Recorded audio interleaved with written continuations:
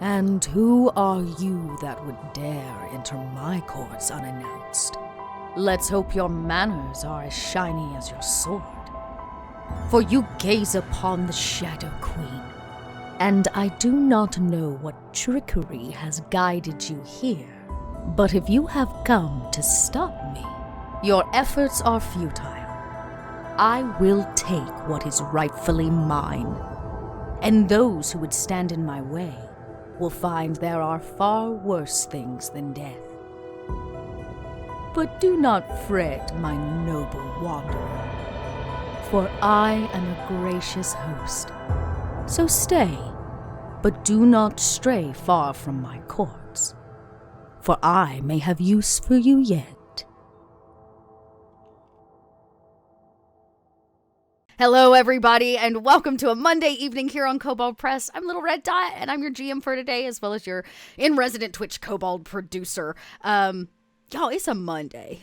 Let's just put that out there. We're gonna just acknowledge it. We're gonna, and it is last day, as Eugenia pointed out backstage, of Mercury in retrograde. You said so. We're all just trying to get to tomorrow.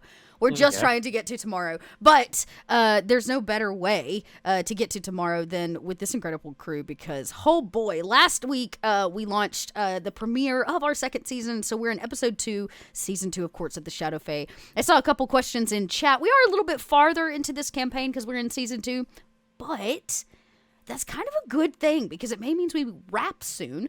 And that means we're going to start bringing some of the new content that is a part of our brand new Kickstarter that launched just this morning. Called The Book of Ebon Tides. If you haven't checked it out, go do it. It's a setting book for the Plane of Shadows that they're currently in, and it gives us a whole lot more than just Shadow Fae content. I'm actually really, really excited. Somebody spilled the beans that there's goblins. There's like a whole bunch of new goblin stuff. And y'all know I have a super soft spot for gobbos. I love my goblins. So I know I'm probably supposed to say I love my kobolds, but I love my goblins. I know, but I love goblins. I don't see a goblin press out there. Yeah, no. Yeah. Fair amount of love to go around. So we're very excited for you to be here. We're excited to be back. We are missing one of our players tonight. Perseveroth is not able to join us, probably because it's a hard Monday. But we're out there sending all our love to her, and she'll be back with us next week. And it looks like I'm going to have to do something sneaky with Lark, since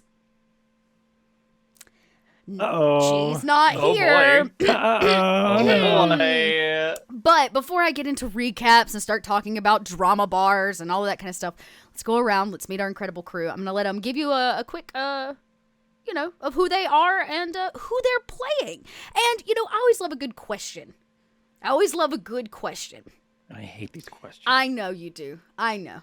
I just like watching y'all squirm. I love a good question in your intro. I think today's question is, we'll make it easy. It is a Monday. What's the one thing from last week? So our finale, our premiere of season 1 or season 2 that stuck with you. God, I cannot get my words out today. You're doing great, Dot. So what is one thing that stuck with you from last week before we hit our recap, which might fill in some blank spots? And Myth, only because you called me out on my questions, you have to go first. All right.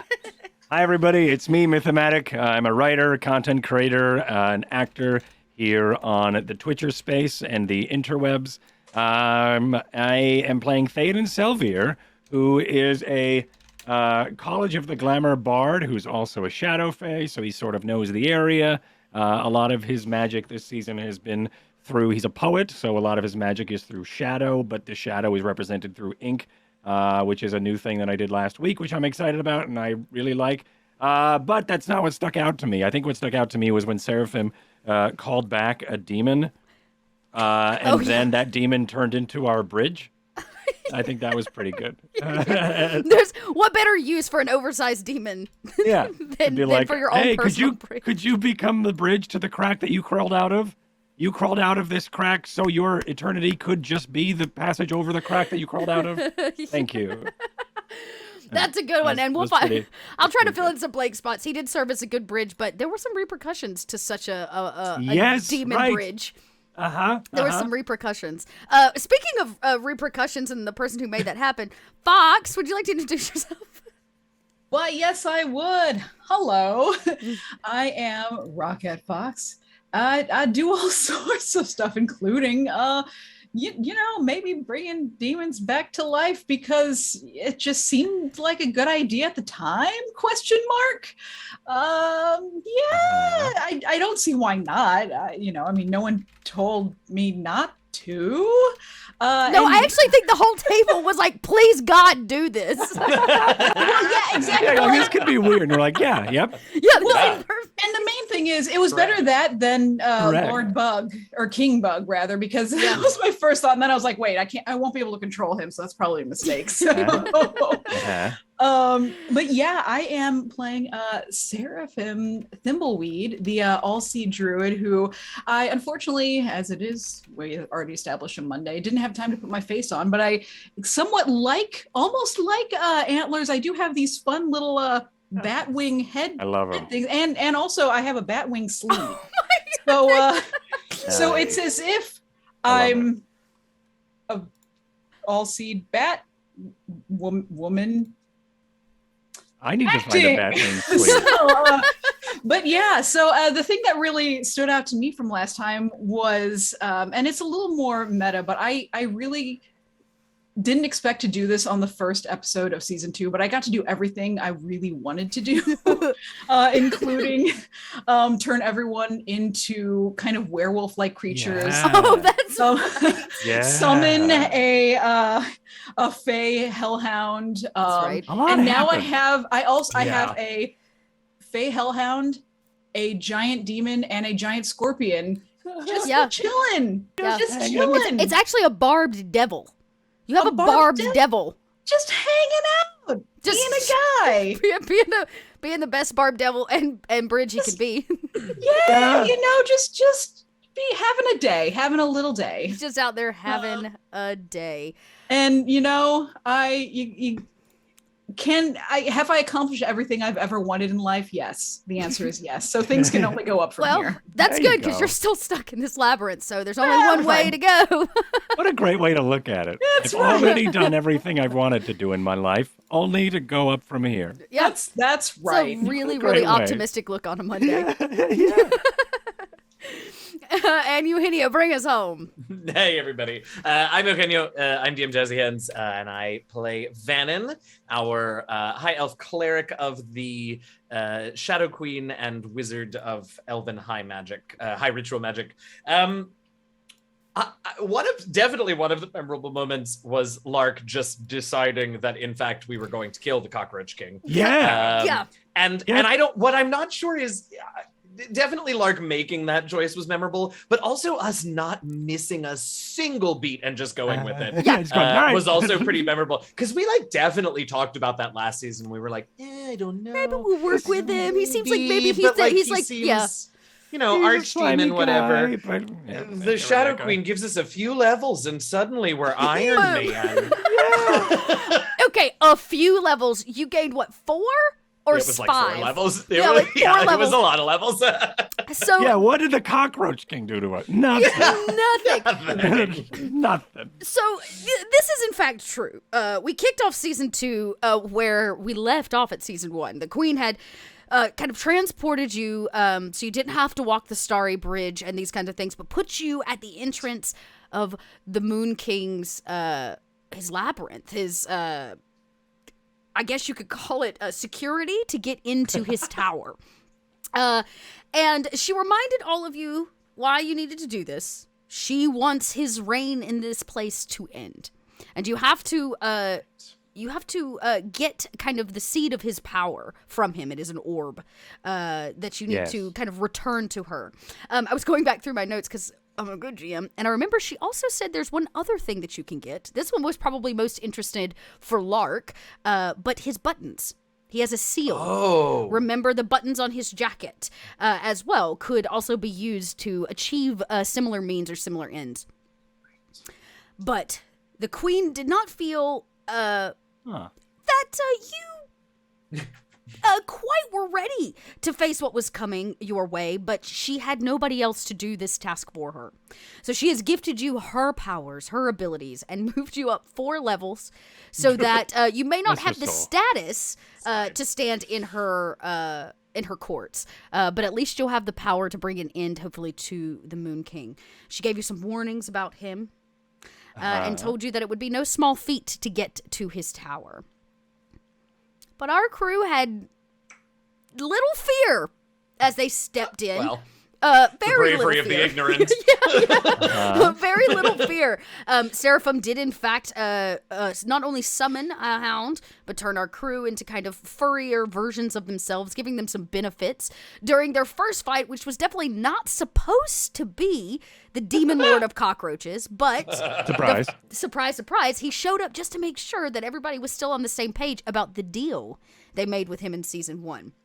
He has a particular interest in the queen's daughter and her hand in marriage, and there were a lot of words spoken and a little bit of a deal struck that they would help make this happen. Unbeknownst to the Demon Lord of Cockroaches, Theoden also has, well, she has a direct interest in Theoden, and Theoden has a direct interest in her mother, and it's a hot triangular mess. That's right. And Lark did, in fact, decide that instead of dealing with such a hot triangular mess and putting the princess... Square mess. A square, that's right, there's one more. We forgot the courtesan. Don't let me forget the courtesan. In the midst of all of that. Instead of dealing with that drama proper, Lark decided to just get rid of the problem. And did so. They stomped out the Demon King of Cockroaches not before he could summon a barbed devil, in which fell back to its chasmy pit to be resummoned by Seraphim, to act as a bridge, and to become part of the party, at least for a short period of time. So the Demon Lord Cockroaches is gone. That means his entire empire under the Queen's rule is now kind of lost, or at least without leadership. That probably has some consequences coming. No. And for resummoning the barbed devil, based on the spell that was chosen to be used, it had to also have an opposite. Much like the Plane of Shadows anyways. Probably a the negative. coolest spell ever. Right? But a barbed devil's negative is most definitely a celestial. And as per the spell, this creature that is brought in, the balancing creature, has to be a bit mischievous. And unbeknownst to our party, they have unleashed a mischievous celestial amongst the courts of the Shadow Fae. And it is out doing no good. When you say we, you mean Seraphim. I mean, let's just. You know. I'm hearing a name, a particular name. It really could have been anyone. It could have been anybody. Yeah, it wasn't me. Who knows? But that celestial is still tinkling about inside of at a place she's not supposed to, and the queen now knows it, for she knows everything that enters her realm. But there's not a whole lot you can do about that, trapped inside the Moon King's labyrinth. So here you are, on the other side of a massive chasm that has kind of blocked off the entrance that you came in. And here, in this place, it's starting to get denser, the vines and things. And as maybe all of you continue a little bit deeper, trying to follow your way and wind a corner here and a corner there, you look back, and Lark is gone. Maybe it's because your party has grown threefold over, just a few hours, maybe too many feet, and you didn't hear her feet as they lead her elsewhere. Has anyone noticed? Yes, but if it had been, if this was the first time it had happened. Listen, it's not my fault, okay? I didn't know everyone was going to stick around with us. So yes, I've noticed that we've got a few extra friends about, but there's no reason to point it out. We can all see that they're here. Now, incredibly, my comment stands and works for both what you Yes, I just said, noticed Seraphim, this. and what I think you meant, Theoden. Yes. So that was efficient of me, I suppose. It was. Thank you. Seraphim, now have you we're noticed talking that about it, making it less Lark efficient. is right. Well, less efficient. Well, we needed to make up for it because anyone accusing us of efficiency. Seraphim, have you noticed that Lark is gone? And Seraphim's gonna kind of look around the larger of the creatures that are there, and just kind of lean over to the large demon that she's affectionately now calling what? Can we call him Barbie? Barbie, because he's a barb devil. that she's now calling Barbie. Bobby, you didn't. The other lady who was here, you didn't eat her, did you? Kind of like grunts in this unknowing way. It checks the bottom of his feet to make sure he didn't actually step on Lark. Let me take just lift it up. Let me take a look under there. It kind of lifts one giant foot, puts it down, lifts the other one. This barb devil like looks through the small amount of clothing, like the loincloth type thing, to make sure that Lark's not hiding. There's like a patting down like you do on your way out the door, like keys, wallet, phone. There's no Lark to be found. It does turn around and maybe attempts to seek out footprints, but its large footprints seem to cover up the majority of all of yours. Well, I'm really, I'm really not seeing her around here, and I don't think Bobby, she's not under there, loincloth and all. Do the thing I did last season where I summoned shadows to then go find her. Certainly, she's very at home here. I figure she'll find her way back to us eventually, if I'm being completely honest. All right. You do have the Shadowhound, and the Shadowhound is a smidge more astute to tracking than, say, the barbed devil. That's probably true. And the hound kind of points in the direction ahead of you, and sniffs the air. And because, of course, only one person can hear this hound speak, and goes, "This way. It's that way. That way." Oh, yes. Well, and she scritches him on the head. Oh, thank you. Well, it seems she's made off ahead without us. Just a little rude, I think, if you ask me. But it's fine. I guess we should just press on. Very well. Sounds all right here. The hound kind of does that hop dogs do as it picks back up the forward trail. Yes. I do feel good boy. A teensy bit bad just leaving her, but I guess she has found her way back. I mean, we're in a labyrinth, though, so that's probably... You remember what happened last time? She got just whisked away by her ex. Things were a little different. We weren't in a mystical labyrinth. Well, maybe a big weird arm grabbed her or something like that. Yes. I forgot that the Shadow Queen graced us with many new powers. I can give me just a moment, and I'll check in on her, and I'll cast Sending and target Lark if she's on this plane. And genuinely, I think my sending to her is simply, "Hey, Lark, you good?" Oh, interesting. Does it say how the message comes back to you, or if there's limitations on it? 25 words limit. It is telepathic, so I hear it in my head. And if she's on a different plane, I don't think it gets to her, but I'll double check that. It does go through, right? The line doesn't just ring and ring. It actually picks up, if you would. The call has been connected. The call has been connected. And there's a bit of a pause, but it is not Lark's voice that you hear. Oh, no. Instead, you hear that wispy voice of the creature she carries in a bottle in her pocket. Oh, what's his name? I can never remember what she calls. I named him, and I can never remember. It's all right. I'm gonna have to look him up before next week. It's the bottle buddy. The bottle buddy. Yeah, the bottle buddy. You hear the raspy kind of voice of the bottle buddy, and he doesn't actually speak directly back to you. You only get 25 words of whatever he is saying, but you manage to pick up kind of the following. He says something along the lines of, "This seems familiar to me. I have been here before. My body is nearby. Oh. Be careful. There are others." So after a moment of just sort of listening to nothing, I'll turn to you two. Well, I think she's looking for the bottle buddy's body. Oh, that's Bottle buddy. fun. Wait, I want to do that again. She's out searching for the bottle buddy's body. Bobby, did you hear that? Hey, Bobby, she's looking for the bottle buddy's body, Bobby. Bottle buddy. Oh. Wonderful. Right, so she seems, well, anyway, Bottle Buddy seems to not be alarmed, so I assume she's all right, and if the puppers says that she's on up ahead, we can assume that either we'll run into her, or at any rate, we know that she'll come back, and maybe with a new companion. Well, more the merrier, evidently. It seems like it. We've got ourselves our own parade. As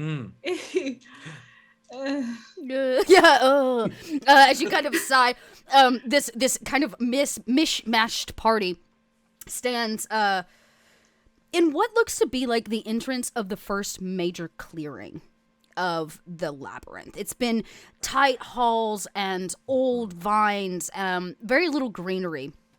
But actually, you see that what was kind of dead hedges turns into a little bit more life. Now, in the plane of shadows, how much life is there, but it looks to be a bit denser with greenery and leaves, even though they are kind of dark and black in nature. But the hedge actually kind of comes into being. This winding path kind of reveals these hedge walls and arching vine trellises covering thick and vibrant kind of black speckled plants. Beyond the archway, there's a short series of steps that lead down into a bit more of an elaborate piece of this hedge maze. And the labyrinth gives way to these dark shadows of tangled ivy that loom overhead and presses down like the closing fist of some leafy titan. In front of you, you can see a very, very large tree. Unexpected. Okay. Lovely. Yes. Well, it's probably okay. What is Trust your everybody's word. passive perception from here? Because nobody's actually stepped down and like into this clearing, right? You're kind of all at a distance. Yeah. 20. 20. Oh, well. You've got 20? Yes. Oh, okay. Well, at a 20, you not only see the tree, but where this kind of the maze opens up into this clearing with this tree, but there are 4 giant trollless figures that seem to be part of kind of like a topiary. They're kind of frozen in mid-stride. They're dancing around the centralized tree. And dark thorny vines cover the lower trunk of this tree. Its upper trunk is very much dead, with kind of pale and barren limbs that reach into this dusky sky. Does anyone see that the topiary garden, the trollpiary garden over there? Oh, no. Do we? I didn't, but I trust your eyes. Yes, the shambling of trees up ahead are actually trolls. Oh, well, that's... Let's stick away from maybe the center of the tree. that seems fine to me. I don't really need to go. I can see it very well from here. Very well. Speaking of seeing it very well, could I brush my eyes and cast Detect Magic? Oh, yes. You kind of brush it. The first thing that you see is actually through the plants, right? Even though they look like a topiary, the plants themselves are not magic. But underneath, you see the skeletal remains of them, as if these are massive undead trolls, and their bodies have been covered in this greenery. Sick. Sick is right. Sick. Yeah, right? Super metal. I love it. So very cool. Yeah, they themselves don't seem to be magic, but they do seem to be imbued with some very high level magic. Specifically, it seems to be centralized where their heart should be. You can see this kind of glowing essence. Right now, it just kind of pulsates, and it doesn't seem to be activating their bodies. But I can, if anybody wants to make a roll. I mean, you see it, that it is magic. I'll take an Arcana check, or somebody can make a nature check. Might work here. I wish I was better at either of those, but yeah, here. Yeah, sure. Why not? Okay. Oh, for heaven's sake. Okay, at a 12. You can see the magic. You're not sure what it's going to do, but it does seem to be something that will become activated. That much you know. What this magic comes from, you don't know. With all of the first bit of greenery, Seraphim, and kind of as the druid, there are a variety of creatures all across Midgard that are deeply tied to the earth. And just as in Midgard, right, the negative here in the plane of shadows, there have to be other creatures that are tied to the kind of balance of nature, even in a place that seems to have very little of it.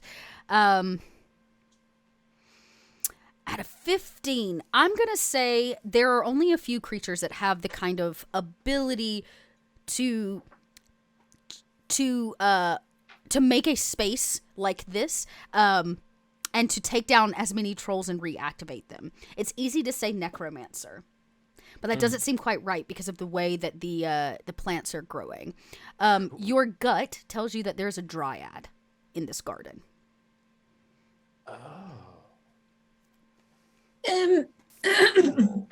So you know, I'm getting a feel of something.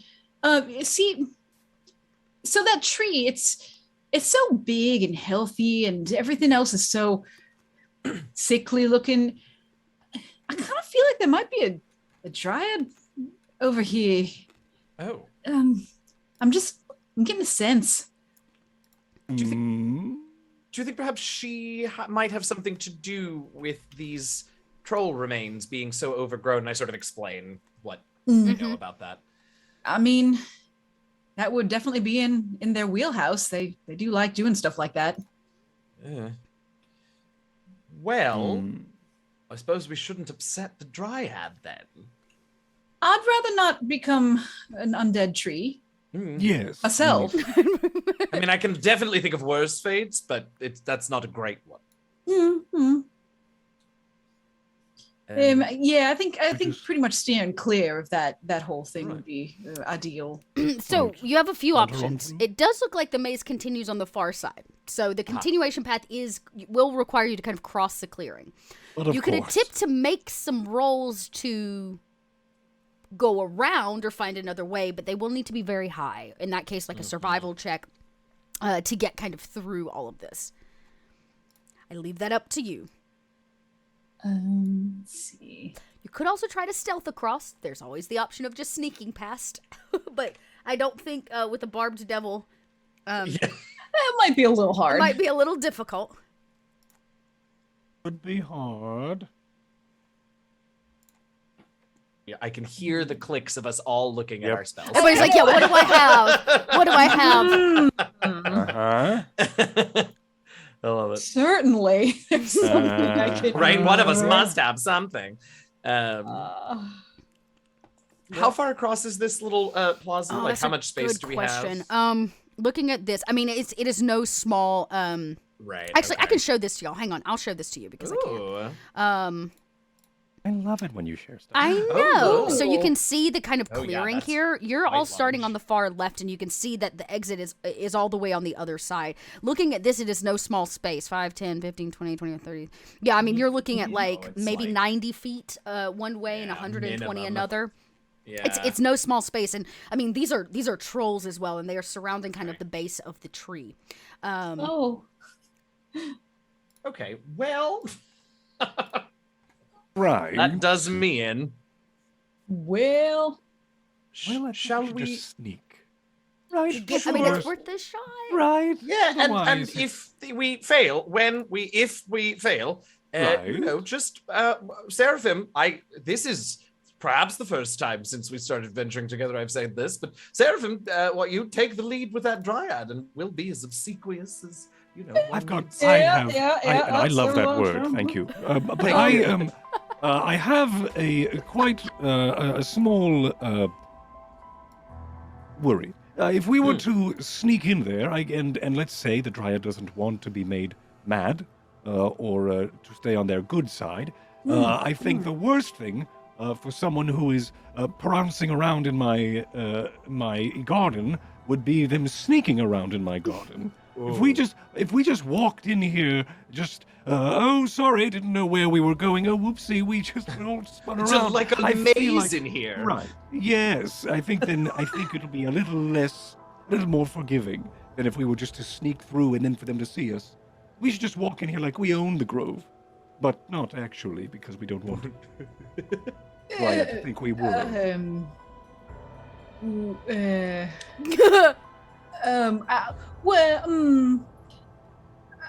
a good idea. Would it help if we took out the part where we pretend to own the grove, Seraphim? Is that the hang-up point here? I think the main thing is... How about we're invited? We walk around like we're invited. The thing is, I think if she's resting and we're able to make it by without her noticing, I mean, that's, if we're real quiet, saying kind of to everyone, and sneaky like, I think that could maybe, what about, maybe, so here's what, here's, I have a thought. Okay, so here's what I'll do. Okay, how about... But then what do we do? Real quick, so... Remind me, Dot, you said the area at the bottom that the trolls are in, how wide of an area is that? Oh, it's about 120 by 100 feet across. Like, it's a very large space. Okay. Let's just say for about... Well, as much of that space as I can, we're going to go ahead and try to cast Entangle around the bottom of that tree. Oh, interesting. Okay. So Entangle just like makes the ground, what is it? Yeah, so what this does, Entangle, grasping weeds and vines sprout from the ground in a 20-foot square starting from a point within range, which range is 90 feet from where I stand. They turn the ground into difficult terrain.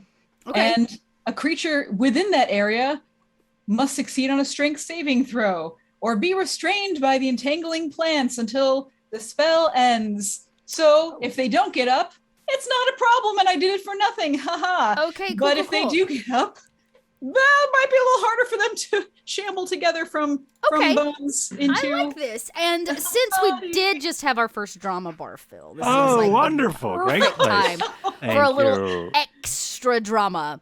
Trooper SJP says this entire cast is amazing. So amazing that I know they can handle some Grove-related drama. Yes, Grove-related drama it is.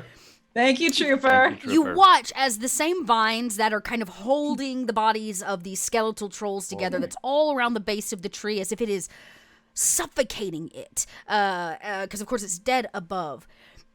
Your vines grow kind of denser and thicker. And you watch as 3 of the 4 troll bodies almost disintegrate. The structure of them, their bones collapse. Okay. Because you still have detect magic on and those kind of throbbing hearts, you watch as that energy that was in their chest combines in the single chest of the one left standing.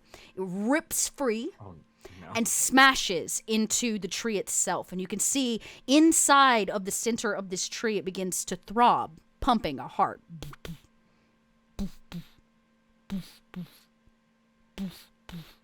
And the remaining skeleton does, in fact, make a motion. Its hands kind of twitch a little bit as you hear bone on bone. And it tries to rip its feet free of the vines that you have brought in. But this isn't your grove. This grove belongs to a dryad. And she wakens from the base of this tree where she was fast asleep.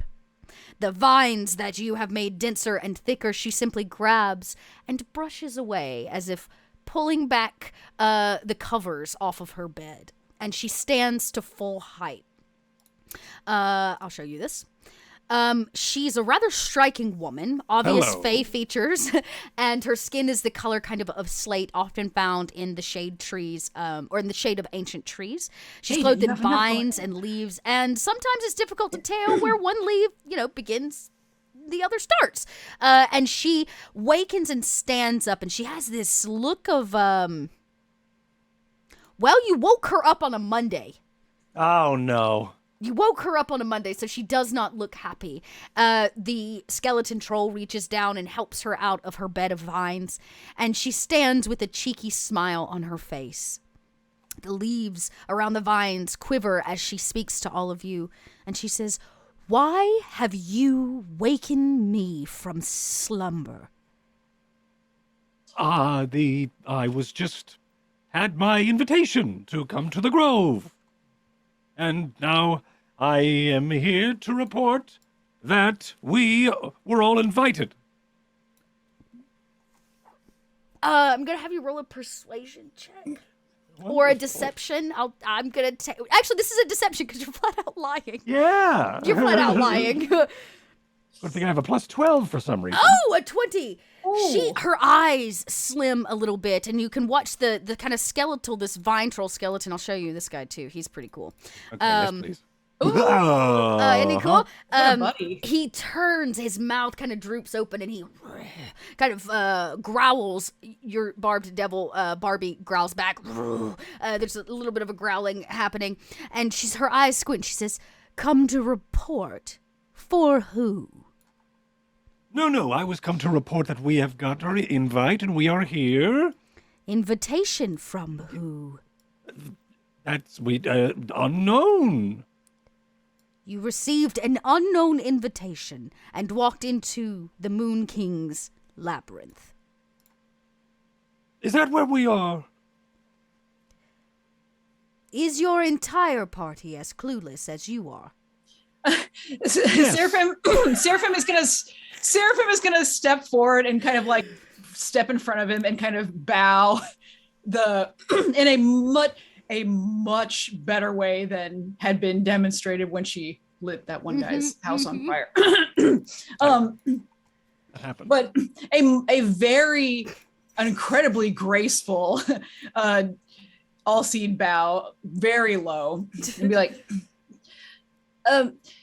your ladyship, as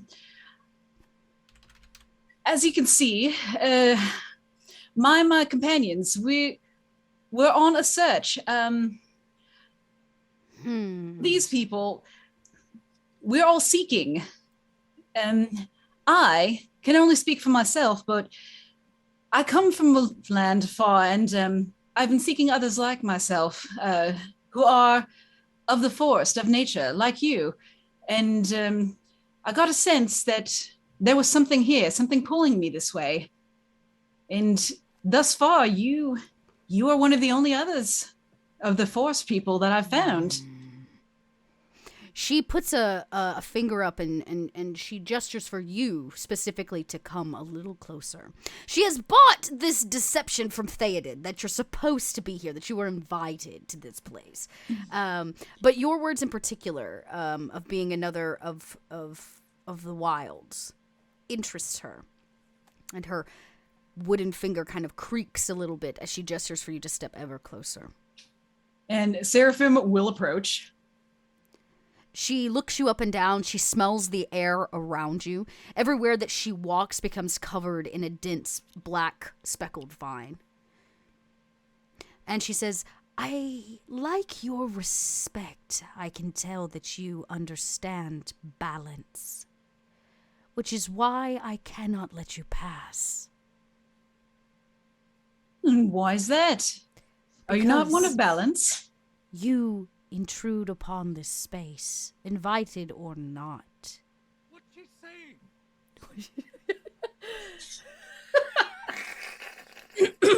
Hush, Theoden, hush!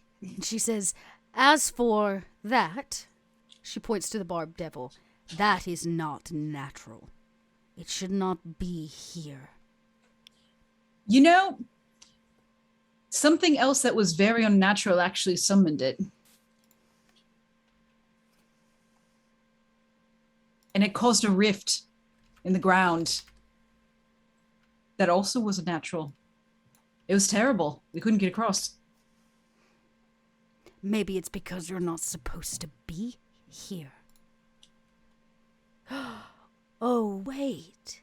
And you see she reaches her hand out and she strokes your cheek just ever so gently. She says, "I know. you've come to join the Lost Ones. Your invitation was from the Queen.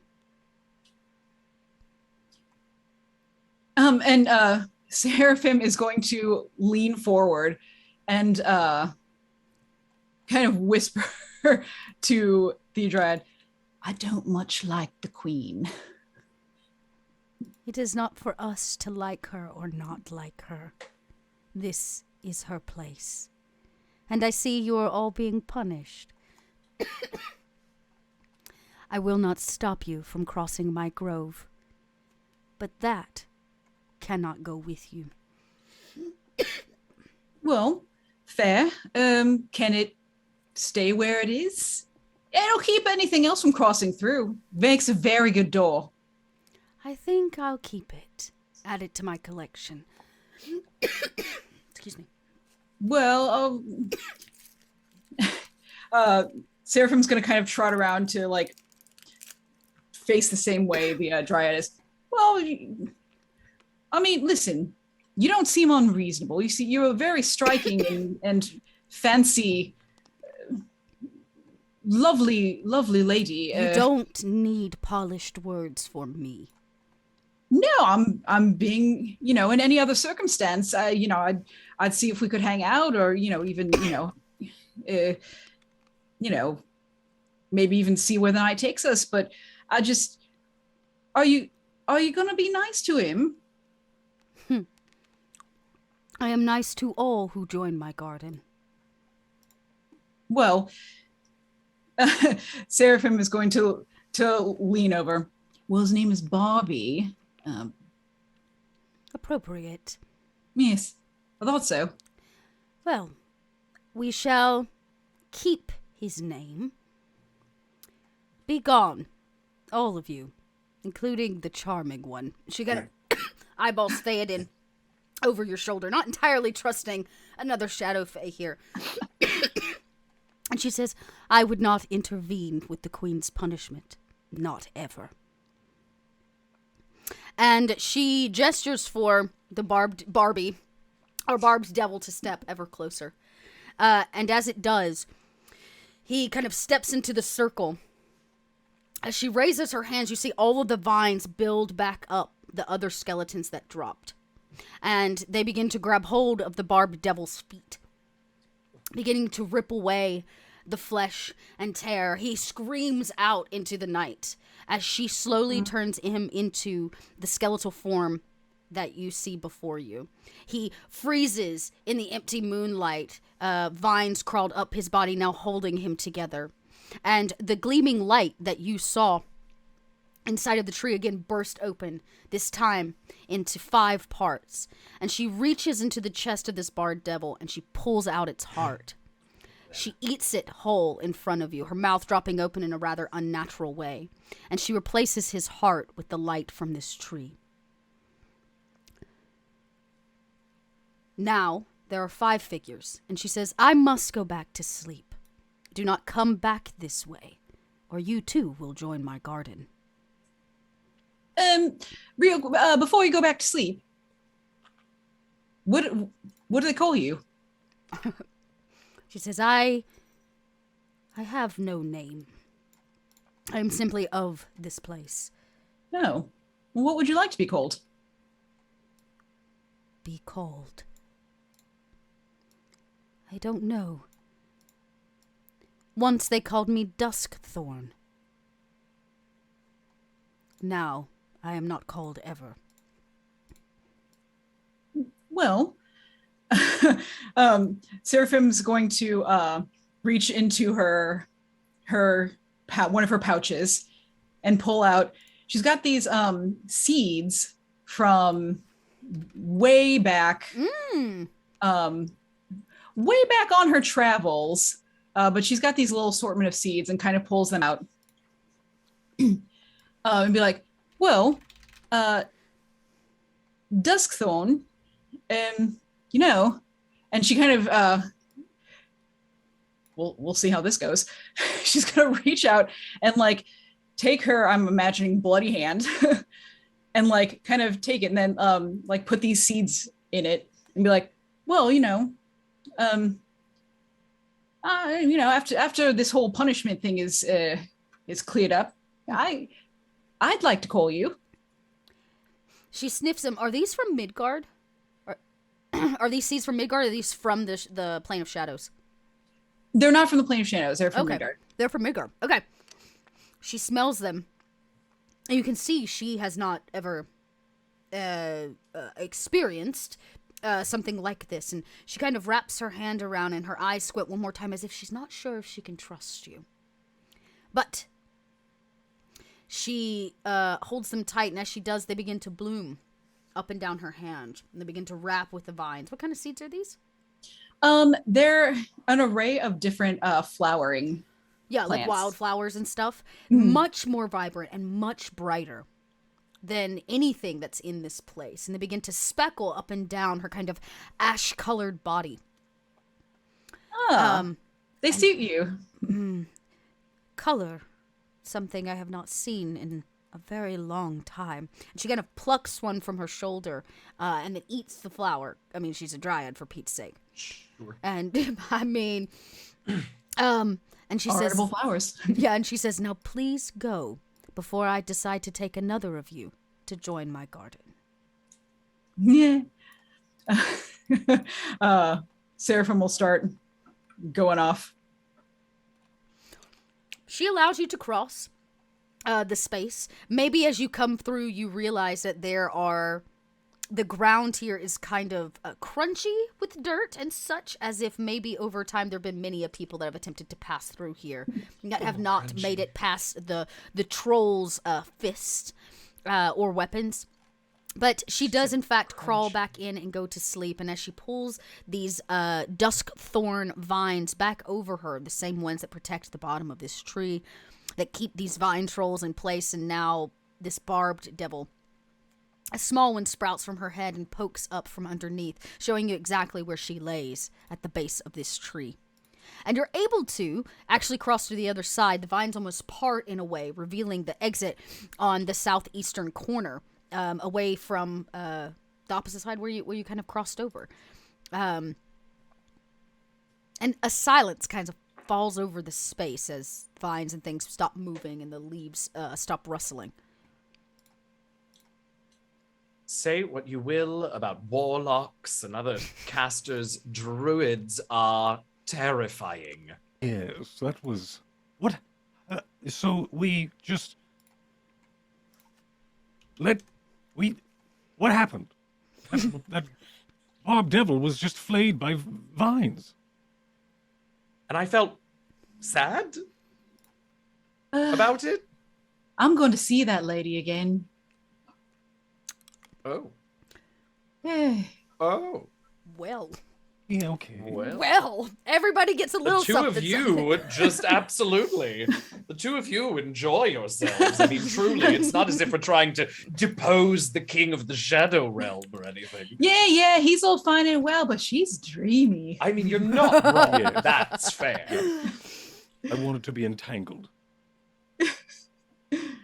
I'm Did you not see? Going to make the next joke. Did you see how? Did you see how quickly she flayed that? Oh. There it is. What a dream. She really just ate that heart right out his chest.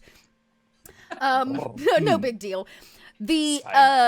Your pooch, though, the wolf, the shadow wolf, again does that thing where he lifts the one leg and he kind of points his nose in a direction as he sniffs the air, and you see the hair on the back of his neck begin to stand up a little bit, and he kind of growls under his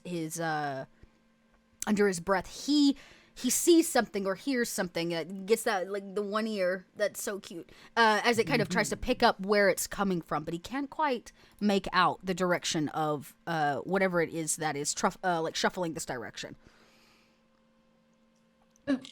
There's something happening. There's a sound going on. Do either of you hear anything? Do we? I'm gonna roll to see if I hear anything. I will take a perception check from anybody that needs it. You need a 13. Let's see. It's not too high. Hey, that'll do it. Okay, just not quite. Not quite. I was gonna help too. It's fine. I'm sure you'll get cued in on the... Load. I think it'll be okay. Let's not tell Vannon. Boo. Right. Okay. Just Made it. With the dog kind of pointing, you know something's coming. So all of you take a moment and you kind of exited and have to go again, make a right, make a left. You kind of walked a little bit, but you stop just on the kind of tail of this hound and you wait and you listen. Seraphim, all you can hear is weeping, a kind of distressed whimper from some kind of humanoid creature. But it had to be Theoden, who always hears a crying woman. Always. Never fails. Theoden never misses a crying woman. You hear it. The sound of a woman's voice. I'm guessing you speak Elvish.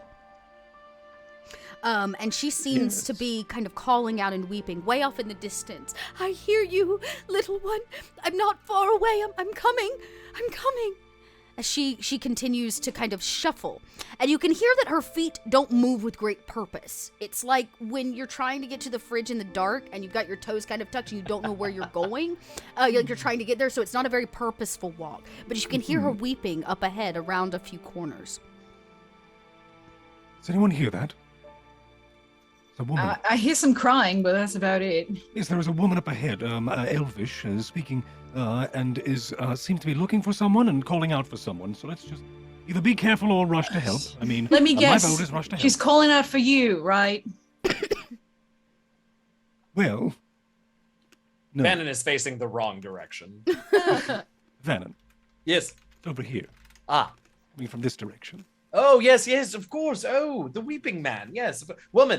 Woman, yes. Yes. Well, so I think we should, I will, let's just make sure she's all right. And then I think he's going to start, quicken his pace around a couple of these corners. Okay. Yeah. I would say with the 17, you're able to actually kind of suss it out. And you round a corner and almost bump into this woman. Oh.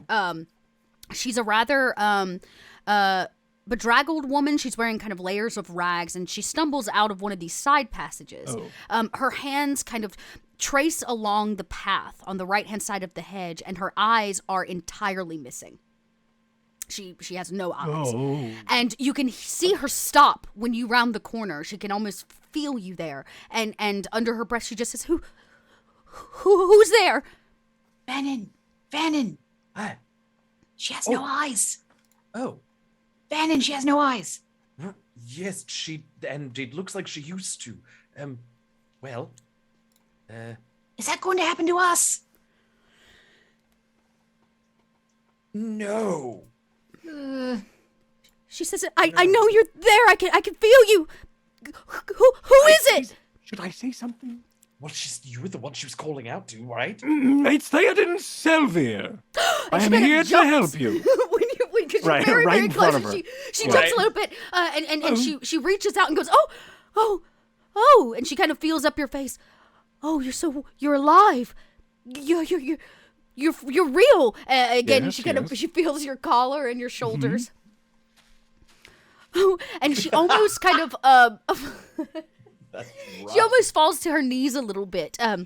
As she seems rather weak, and begins to sob again. She says, I can't find my little one. I can't find him. I can't. Oh, no. Well, where are they? Which way did you see them last? I'm very good with my eyes and my ears and my hands. Little one, like a child, like a pet. Yes, children, my child. Oh, and she kind of cries again. Why would you bring a child in here? This is a dangerous place. This is a haunted labyrinth. She says, keep your voice down. The Golem is always listening. The what?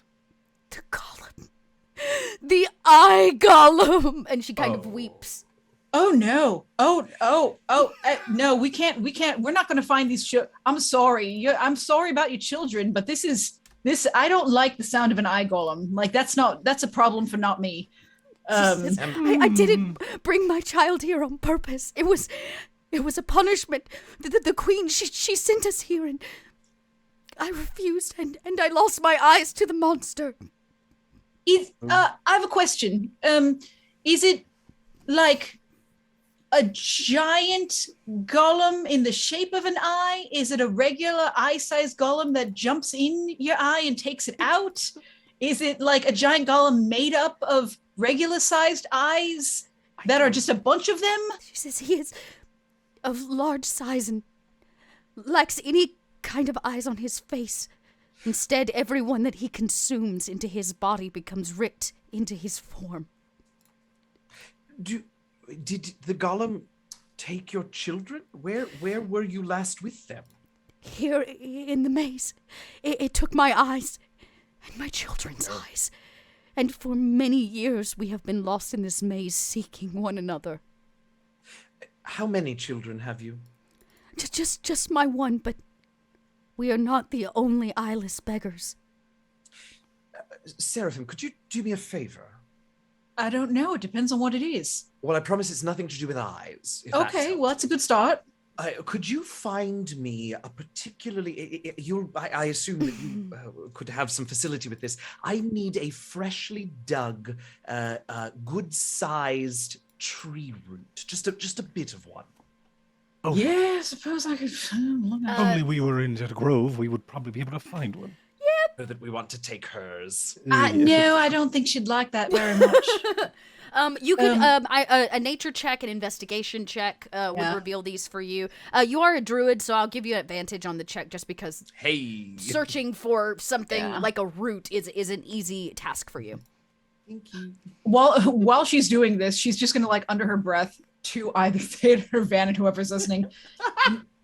You know this child isn't going to be a child anymore if they've been here for years. Okay, 14. At a 14, you just need any kind of like, does it need to be a living root? No, it Doesn't. doesn't. Not necessarily. Just freshly dug. Yeah, so you have to dig kind of deep. Actually, your dog does it for you. And digs like deep down for you. And what a body. Deep near the root, you can see as he gets deep, just like anywhere else, water begins to fill where the ground is moist, but it fills with that black ichor of the water here in this plane of existence. And you're able to reach down and pluck a deep vine that still has just a little bit of life left in it. Yeah, here you go. It's covered in weird. All right. And I'll sort of brush off as best I can because the next thing I do is I go over to her and I say, Madam, now, I would like to do everything I can to help discover, we'll just say discover your young one. Do you trust me for a moment? I guess I don't have much of a choice. Of all of the beggars that I've met, you're the only ones who have ever spoken to me. We're not beggars. Excuse me. Point. Clarification. And I'm going to press the root into her hand, sort of so that she's holding it like a wand. And I'm going to say, I just need you to bite down on one end of this bit of wood. Think about your child and exhale. No, I know. She does. She takes it up and she kind of bites hard into it, and you can see, even though she has no eyes, her brow furrows as she thinks so deeply about the lost child. And as she does, the other end of the root that's sticking out of her mouth begins to sort of glow, just very, very faintly. And I will encourage her to think harder, and it'll get a little bit brighter. And then when it's just right, I'll say, perfect. Now I'm going to take this from you, and I'll take it out of her mouth, and I look to Seraphim and I say, you thought that was bad. And I'm going to now put the whole root in my mouth and start chewing. You drop it in your mouth and you begin kind of, it's like, imagine it's like eating a giant piece of raw ginger, just like gnawing on this thing. And as you do, a couple things happen. I imagine that there is an effect of the spell. It's supposed to tell you, like show you where the child is. So this is find kin. So when I cast this spell, if she is willing, I learn the identity, appearance, and location of a living relative, of a randomly selected, so hopefully this is her only living kin, living relative of the target. And I figure if I don't get anything back, that answers the question too. Yes. Okay, so there's a couple things that happen. it glows. You see it. Someone's like putting a glow stick in your mouth. It glows inside of his mouth as the spell activates, and you begin your mind's eye begins to like travel through the maze. The first thing you see, not but like a few bends up, are more and more people. Every one of them eyeless. The spell, of course, bridges past them because these are not the people that you are looking for. But in the mother's voice, you can hear her saying her child's name over and over. Helaboshi, Helaboshi, she says over and over and over again.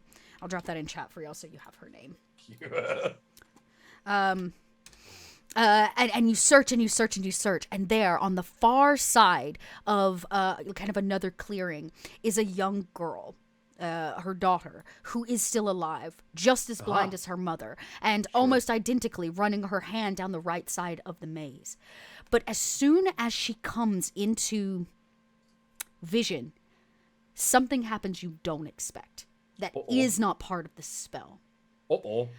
A kind of blackness, as if somebody dripped ink into a cup of water, begins to fill your eyes, and as if you can't see this thing anymore. It's like you're not supposed to see this thing, and you kind of rub it away, and it's not until you actually spit the root from your mouth and it pulls you out of this that you kind of come to, and the blackness subsides and you're able to see once again.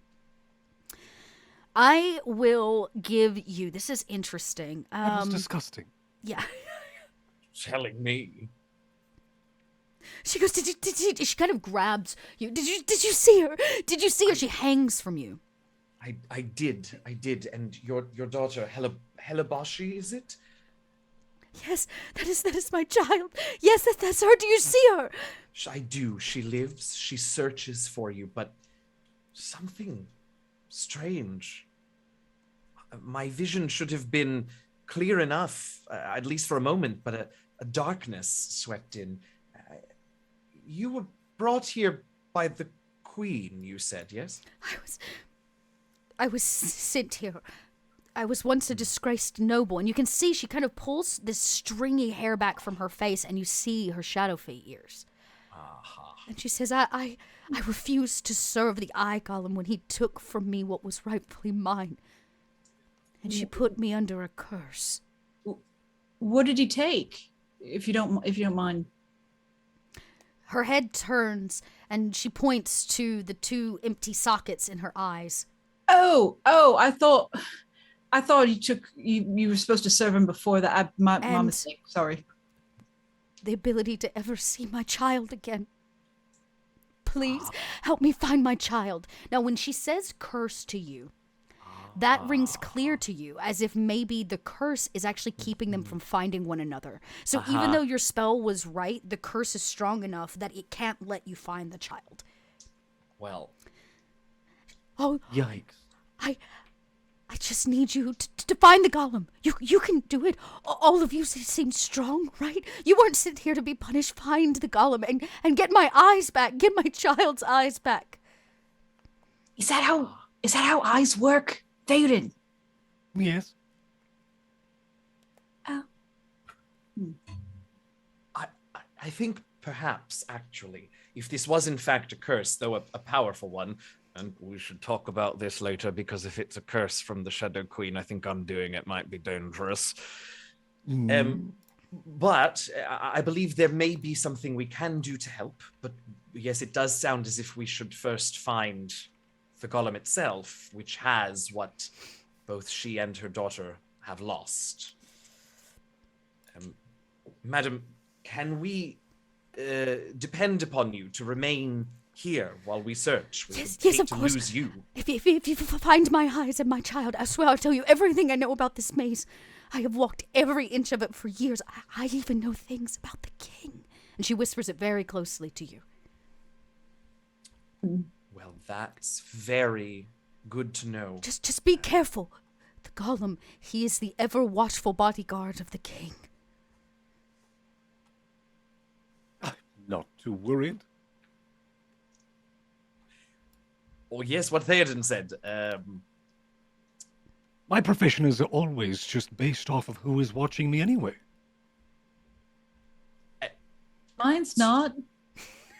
I suppose mine sort of is. All eyes on me.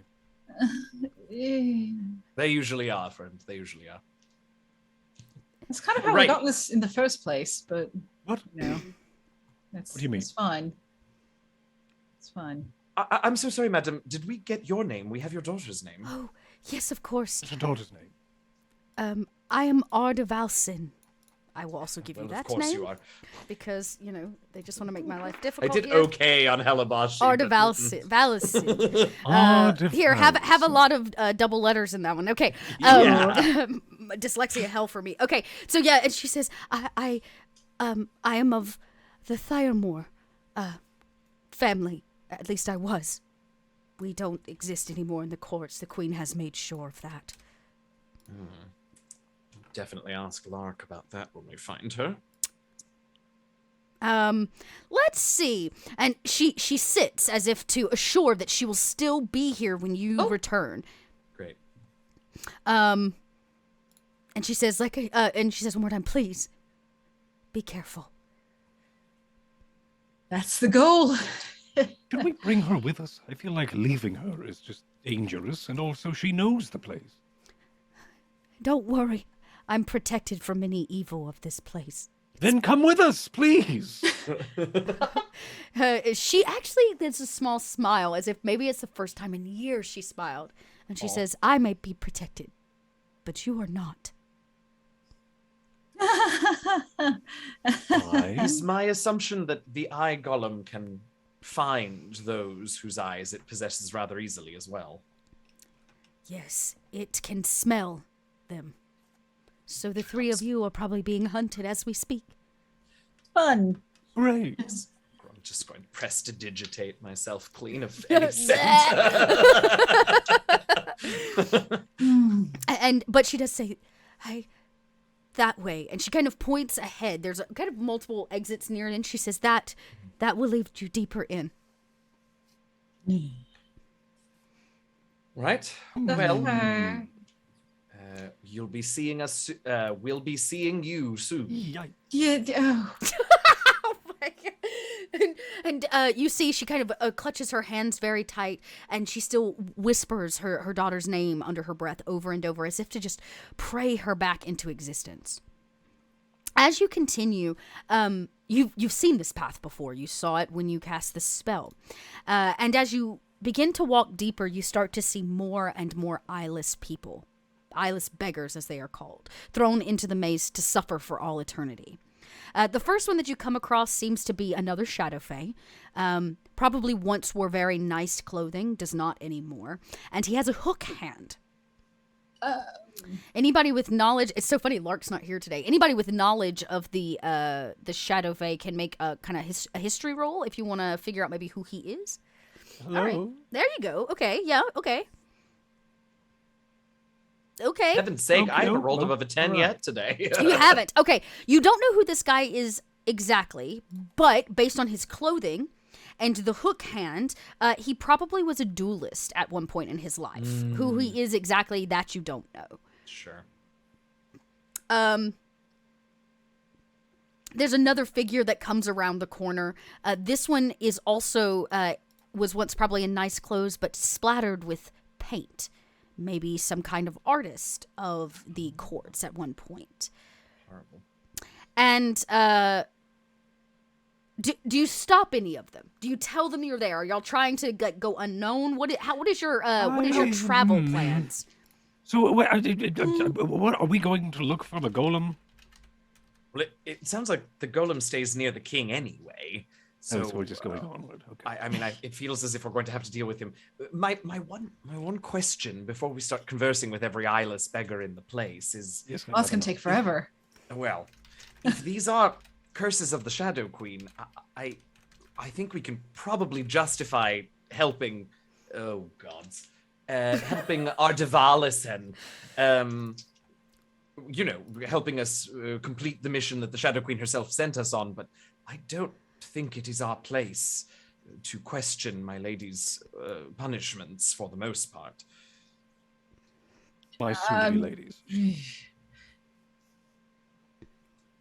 Well, we could. We don't have to question it, but there is a potential argument that if she helps us, that we could potentially earn her eyeballs again back. Oh, for Art Allison, absolutely. I just mean for everyone else, for all the other eyeless individuals. Yes. I just don't want us to sort of, really fill up our side quest journal, as they say. Yes, well, there was... Well, I mean, at the end of the day, if we defeat the eye golem, I mean, does he explode eyeballs everywhere and they just go flying back to their owners? Like, I mean, is it one and done? Is everyone, yay, I can see my eyeballs are back in my skull? I mean... As far as... considered that. Yes, as far as our traveling party and our team to help this goes, there are no eyes in team, so I think it's probably best if we just stick to the one.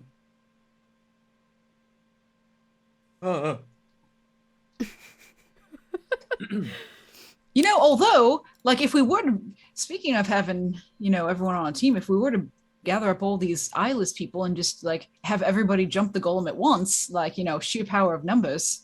That's also true, unless the curse is restricting them from seeing one another or being close to one another, which would be awful. It's like trying to attract things that are... Well, then, but you could you could have one and, like, put one kind of near the other, and then, very wonderful way of keeping a revolt from happening.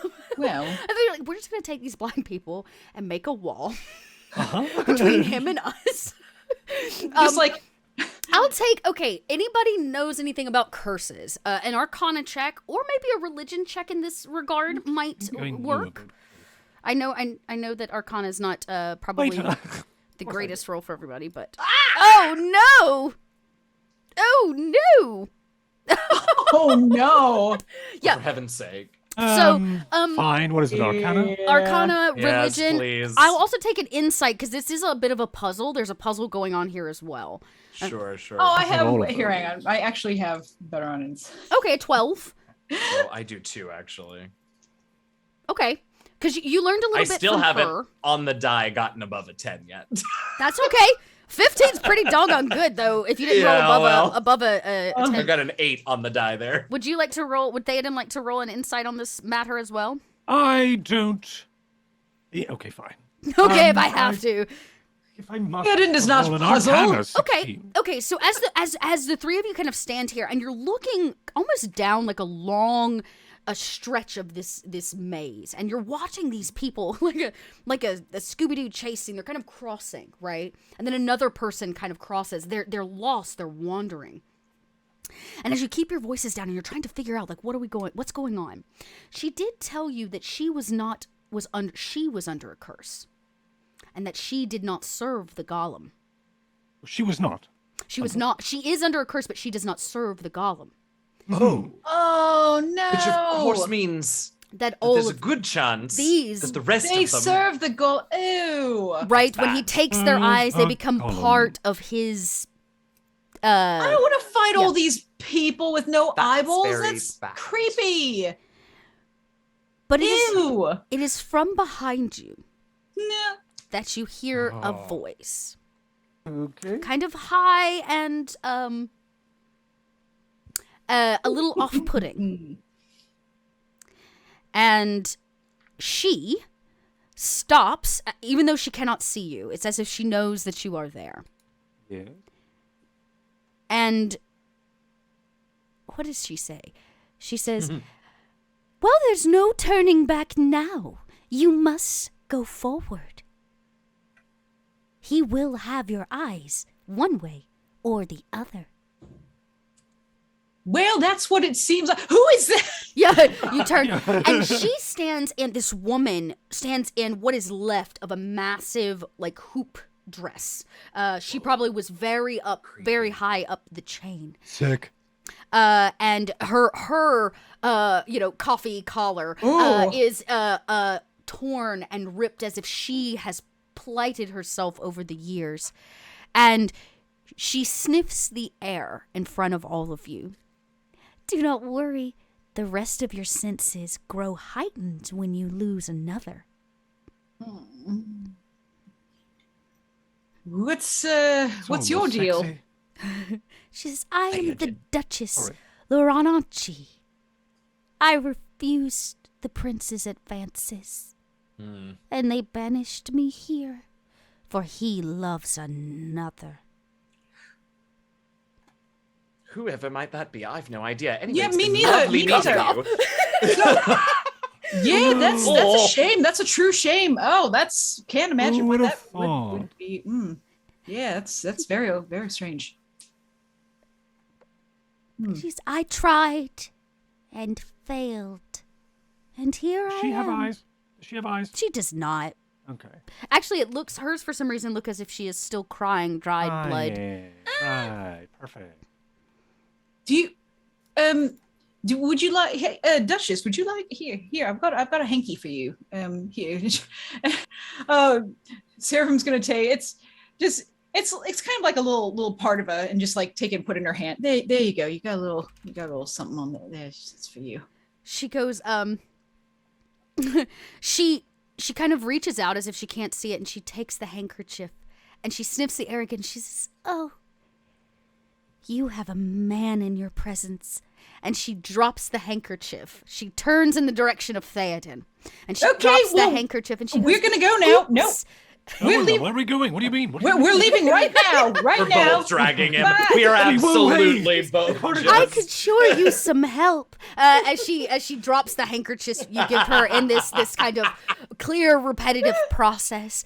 Seraphim grabs her handkerchief back and puts it back in her pouch.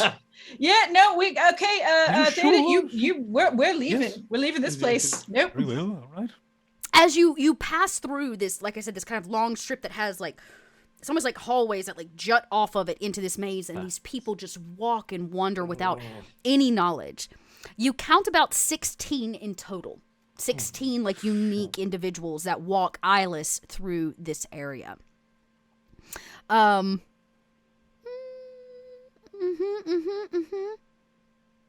we talk? You were supposed to be my wing people there, okay? And we were all just... You have a love square, Theoden. Do you really need a pentagon with an eyeless, cursed woman? I like to see how large I could make it. Do you like your eyes? Do you want to keep them in your skull? Because she seems like the kind who would eat your eyes out of your skull so that she can regurgitate them into her own sockets. No, that's not... Look, I don't want to yuck anyone's yum, Theoden, but that's beyond the pale. You need help. Look, look at you, for heaven's sake. We'll find you a pentagram and a hexagon. I am cursed, all right? I cannot look at myself, for I do not have eyes that could look upon the beauty that is me. Oh.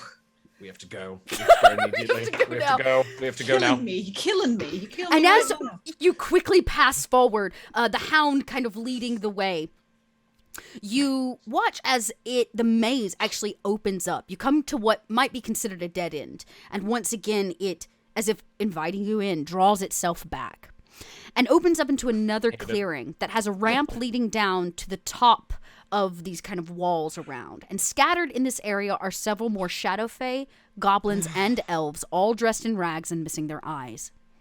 Behind them stands a giant creature of great muscle and marble white skin that glows in the light of the tower. You have arrived. For right in front of you is the Moon King's tower. Oh. The creature. Hello. Yes, he did say he guards his tower. You made it. It is at least 10 feet tall, this creature. Its skin is covered with the real eyes as well as tattoos of arcane sigils that resemble eyes. The eyes and the eye tattoos all open up at once and turn to look at all of you. No. The eyeless beggars all scream in unison and flee to the corners of the room. You suppose he can see with all those? I'm sorry, I'm very busy being completely terrified by what just happened. Yes. Theoden, are you writing a song or casting a spell? Is there a difference? Put that on a damn t-shirt. No. Yeah, the pup, of course, is like, as everybody just screams bloody murder. That seems a little aggressive. Do you think he can see us with all those eyes? Yes. Yes, I think so.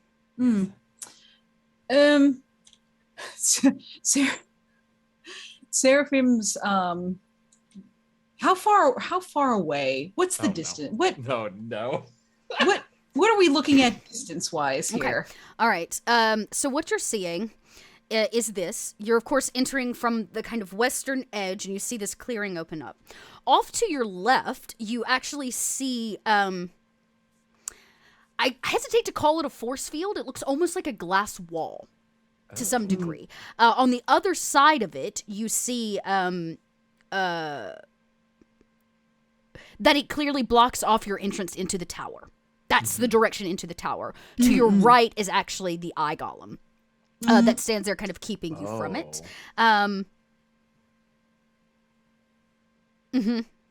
Okay, great. Yeah, I'm definitely not there yet.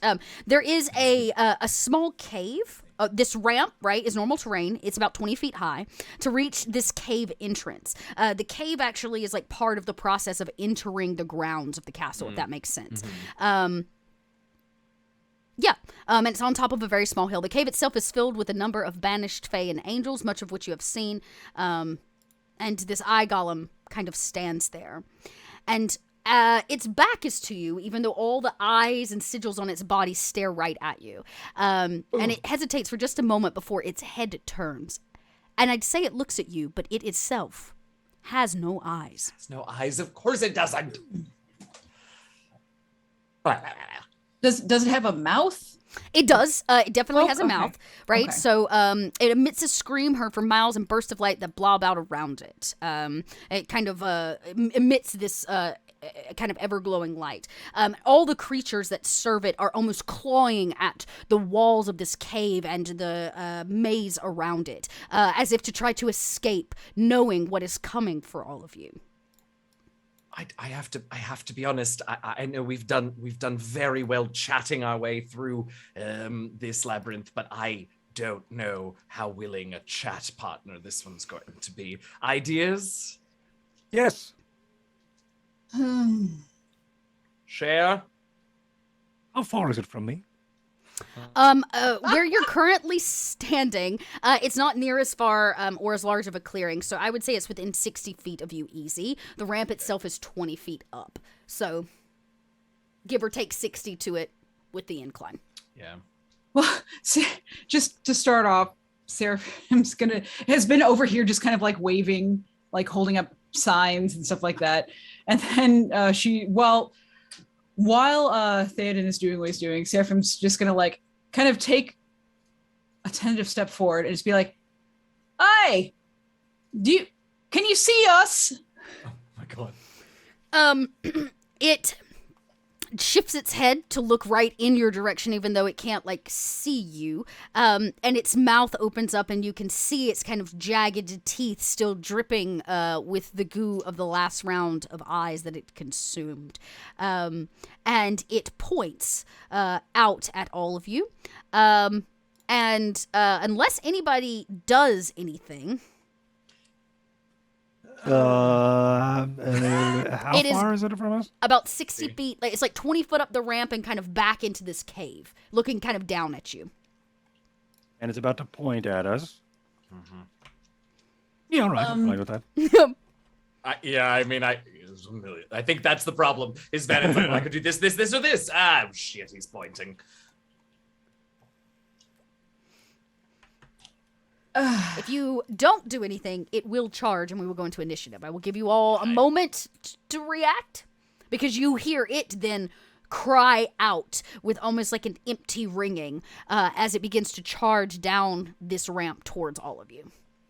Very well. If that's the case, then I will then rip a page from my book. Very well. I have here a missive from the Queen. Okay. Specifically for you. And I present it to the golem. Oh, interesting. I'm going to have you make this will be a charisma check. Let's do a persuasion check. When you say the Queen, it might actually respond. 31. Holy what? Whoa! Love Okay. a bard. You hear Love it like as it starts to run, and the moment you say the Queen, it it comes to a halt, and it slowly walks down, and its large fingers, and you can smell almost like bodily rot on it as it reaches out and takes what is a very small piece of paper in comparison to its size. And it can't read. Oh, I guess it can. It holds it. Yes, It holds it to the largest eye, which kind of sits in the center of its chest, this big, giant eyeball. It holds it down so that the eye can read it. You see this eye on its chest begin to troll. I imagine it pulls out a giant monocle and just like... adjusts it. I cast shadow blindness on myself. I can't. I think one of them starts to read, and then as it starts to read and read again, because I may have cast Hypnotic Missive onto it. Okay. So the poem reads, "Eye for an eye leaves the whole world blind. In this missive, distraction you will find. My poetry is a work of art. Happiness is found if you read this from the start." And then they start all over again. Yes. What does it get to make a save against this? It's a wisdom save. This is not its greatest skill. Wonderful. A 17. Oh, a 17 was mine. Oh, so close. So there's this moment where it might actually work, and you watch its eyes troll, and start over again. Troll, and it goes up and down and up and down, and then there's a moment where the eye stops. And the piece of paper lowers beneath its chest, and you can see the eye peer over the paper at you, Theoden. And it doesn't agree to continue reading. Instead, it crunches this small piece of paper in its hand, tosses it in its mouth, swallows it whole. Okay. And we'll go into initiative. Yeah. It would have been too easy other way, so this is fine. I'm fine with it. Though. It was a good try, Theoden. I thought it was that's nice. Great. You have to be kidding me. I rolled a 1. Hang on. That's great for y'all. I don't want to go first. Oh, good. Thanks, Fox. I got you. I know what I want to do anyway, so. Okay, perfect. This is perfect. So, Seraphim. Very funny. It's going to go first, followed, hang on, okay. It's going last, obviously, because holy moly, it rolled a 1. Vannon will go second, followed by our dear Theoden. Okay, you see it does not take well to trying to be put under this, like, spell, this cast. Oh, darn. And you're up, Seraphim. All right. As is your critter, your dog. Yay. Oh, yes. Do I still have question? Is my dog is here? The shadow you had a shadow with you, but that's long gone. Okay, is the scorpion still here? Oh, that's right. I forgot there was a fucking scorpion. Oh my god. Wait, where did that come from? Friends. Why not? It comes bursting through one of the vines and like skids into the scene on all of its like a little arachnid legs. And it, it's got its little. Yes, absolutely. You did summon it. Salutes with its stinger at you. Yeah, that's right. Mom. Hey. I'm gonna make sure. So first thing, I'm going to cast Servant of Doom. Okay, what does Servant of Doom do? That is cast on me. A force of destruction gives me a portion of its power. And I decide to assume the form of the emissary. And the emissary that I assume the form of, the blood in my veins begins to shine through my skin. Extra eyes open in my flesh, and I gain the following benefits. Okay. Wow. I gain a flying speed equal to my walking speed and the ability to hover, though I must stay within 5 feet of the ground. Hooves begin to lift off the ground. Yeah, so Seraphim just like opens her hands, and then all of a sudden just like you see all the veins start to glow through, and then all of a sudden all these eyeballs start to open on her body. Oh my god. And starts to just raise up off the ground. Okay. And have true sight out of to a range of 60 feet, and then creatures have disadvantage on wisdom saving throws against your spells. Spells and abilities. You've got advantage on intelligence and wisdom. Your skin becomes stone-like. Bony growths erupt across your body. That's the other one. That's the other envoy. Envoy. You chose the emissary. Got it. Yes. Okay, so you chose the emissary. Because I thought eyes would be a fun. Yeah. Yeah. It feasts on eyes, so you now are main course. Ooh. Because That's exciting. you have the most eyeballs. All right, No, that's that fine, though. was your bonus action. As your hooves lift off the ground, and these I imagine like you said, you're kind of deer, like your little deer speckles, kind of like blink, blink, blink, blink, blink, blink, and they start turning into kind of eyes in that pattern. What do you do for your actual turn? Okay, now Just a little extra. now we're gonna go Bonus action? with, like Just one does. Yeah. I'm just gonna hover yeah. and explode into eyeballs. Just as a little bit of a psychological. Okay, now I want to do. So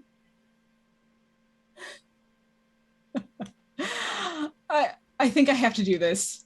Oh, no. Because it's been a minute since I've done it. I'm gonna go ahead and do Legion of Rabid Squirrels. Great. You're unleashing rabid squirrels on this guy. Okay, yeah. I would call this, it's not a proper forest, but it is a kind of forest. From nearby trees on a point you see, I'm guessing he's the point. I see a lot, and a lot of me sees this point. Yes. Okay, so you're going to use Swarm of Poisonous Snakes is the build for this, so I'll give it to you really quick because that's how they attack. So let me quick pull that. I'm going to just drop it. It should, in just a second, appear. I'm going to put it in your journal. There you go, Fox. Thank you. Now you can open up, even though it's Swarm of Poisonous Snakes, that's how, it's so funny, that's how the rabid squirrels function.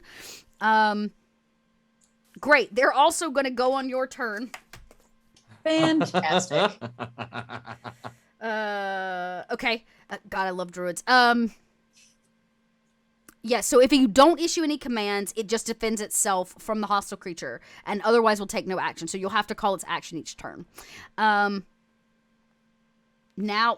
so that was your action.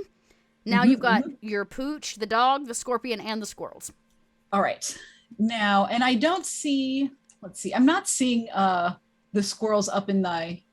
It's going to be the snakes. The swarm of poisonous snakes. It uses that stat block. Except for the poison. See, I'm not seeing that either, though. Oh, weird. Up in the... Wonder why. But It's because I didn't save it. That helps. Oh. If I save the meantime- settings that I put on it. There you go. Now you should see it. Yes. There you go. My snakes. All right, so the nature of swarms. Since I just called on them, we'll have the nature of swarms do their bits first. Cool. So they almost like come like a wave over the walls of the kind of green walls as they're jumping, and they swarm this giant creature. They're gonna jump all over him. And I imagine too, just in the story, like she does her thing, she looks all freaky, she rises up, and then they kind of come over, and then they swarm over her, they swarm over everything, just like, I'm gonna have them go for the eyes. Yeah. All the eyes. The eyes. Boom. So let's see. I think bites, because Okay, yeah, they just start biting him all over.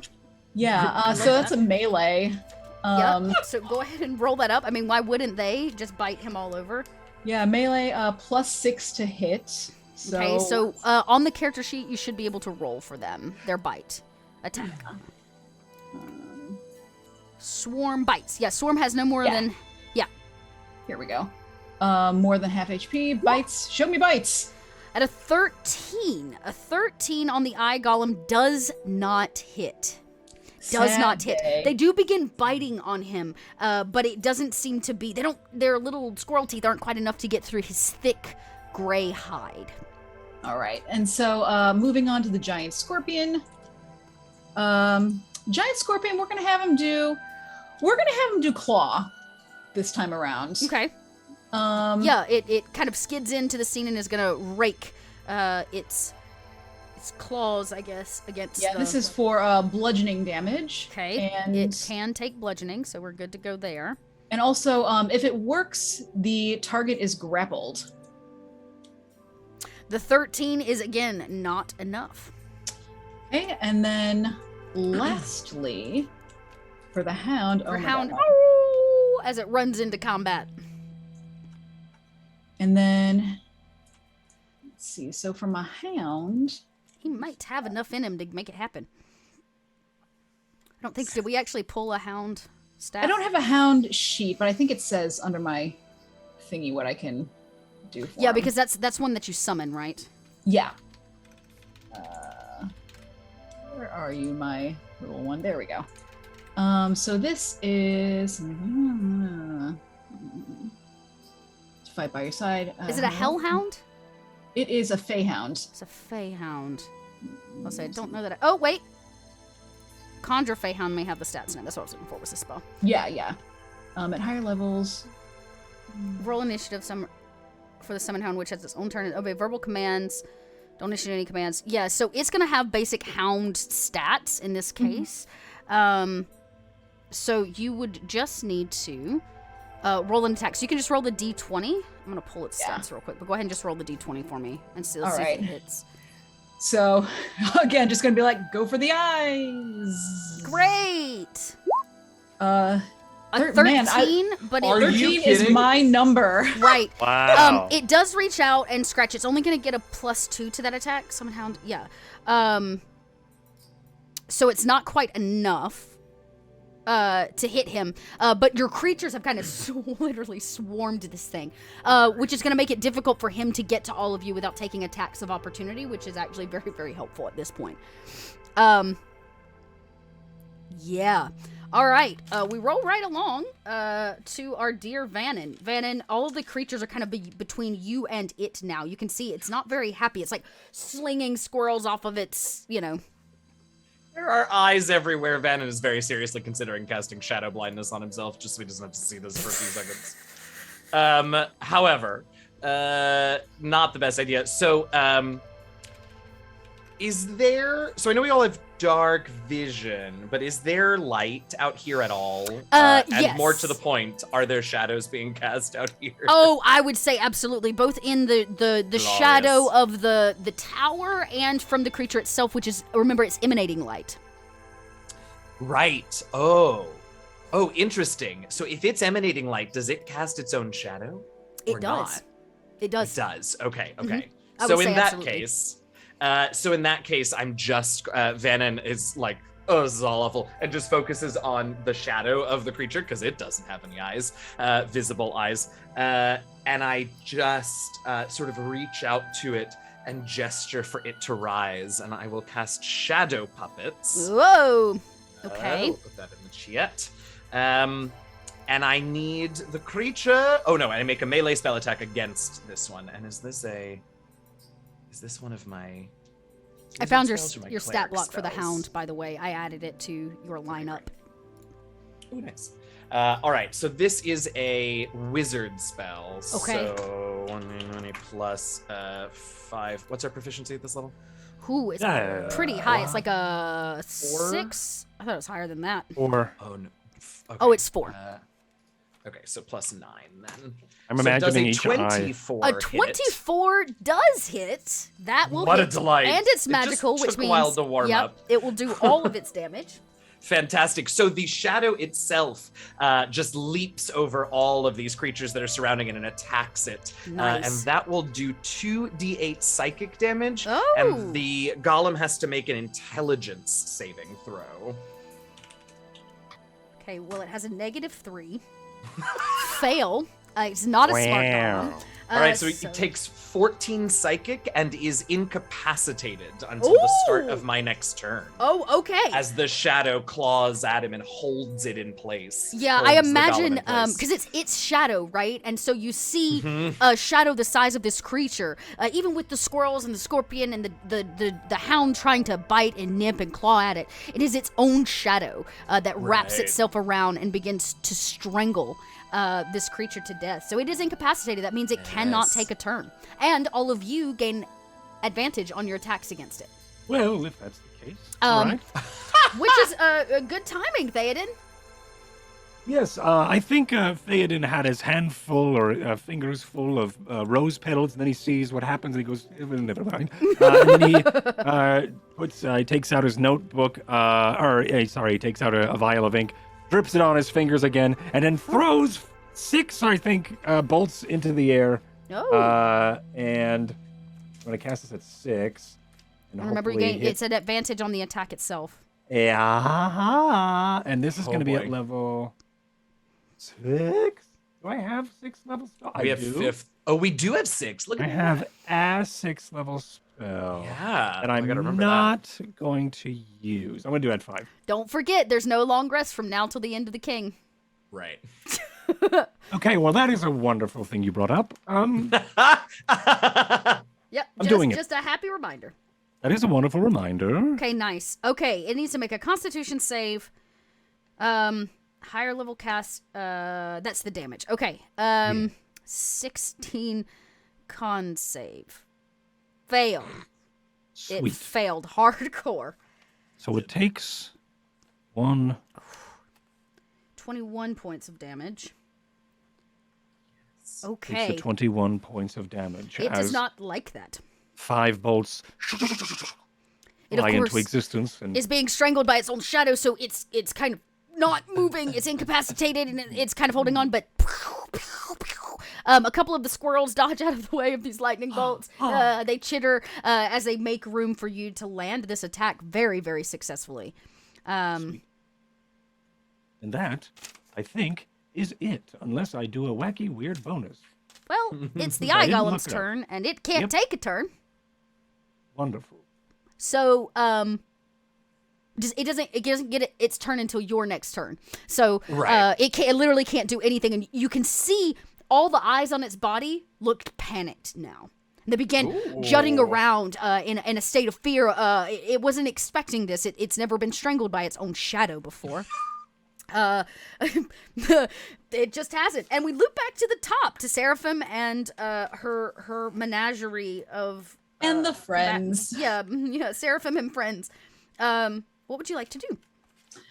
All right. So, yeah, let's see. I'm going to put, well, he's already down there. So, I'm going to put a poison spray, because that seems like, at the very least, Yep. it'll take him You down in a while. spritz it right in the eyes with Right. poison. I dig it. So, Spritz. It does have to make a con save. It doesn't. I'm rolling like garbage. It takes all 24 points of poison damage. Whoa. and then, yeah, so, let's see. Yeah. So, yeah, I think pretty much from the palm, just noxious gases. Yeah. And it kind of fills the space. You watch all the squirrels drop to its lower body, avoiding the cloud of kind of poison that's around its face. Yeah. Again, it's now like gasping for air against being strangled by the shadow and now this poison. Yes. What does your good. menagerie do? Yeah, we're gonna go ahead and have the squirrels. We're gonna have them go for the eyeballs again. Okay. So we're gonna go with some bites. Okay. Show Just me remember- bites. You're trying to Show return me these bites. eyeballs. 14 is not enough. Not all of them. Oh, yeah, I guess that's fair. Fine.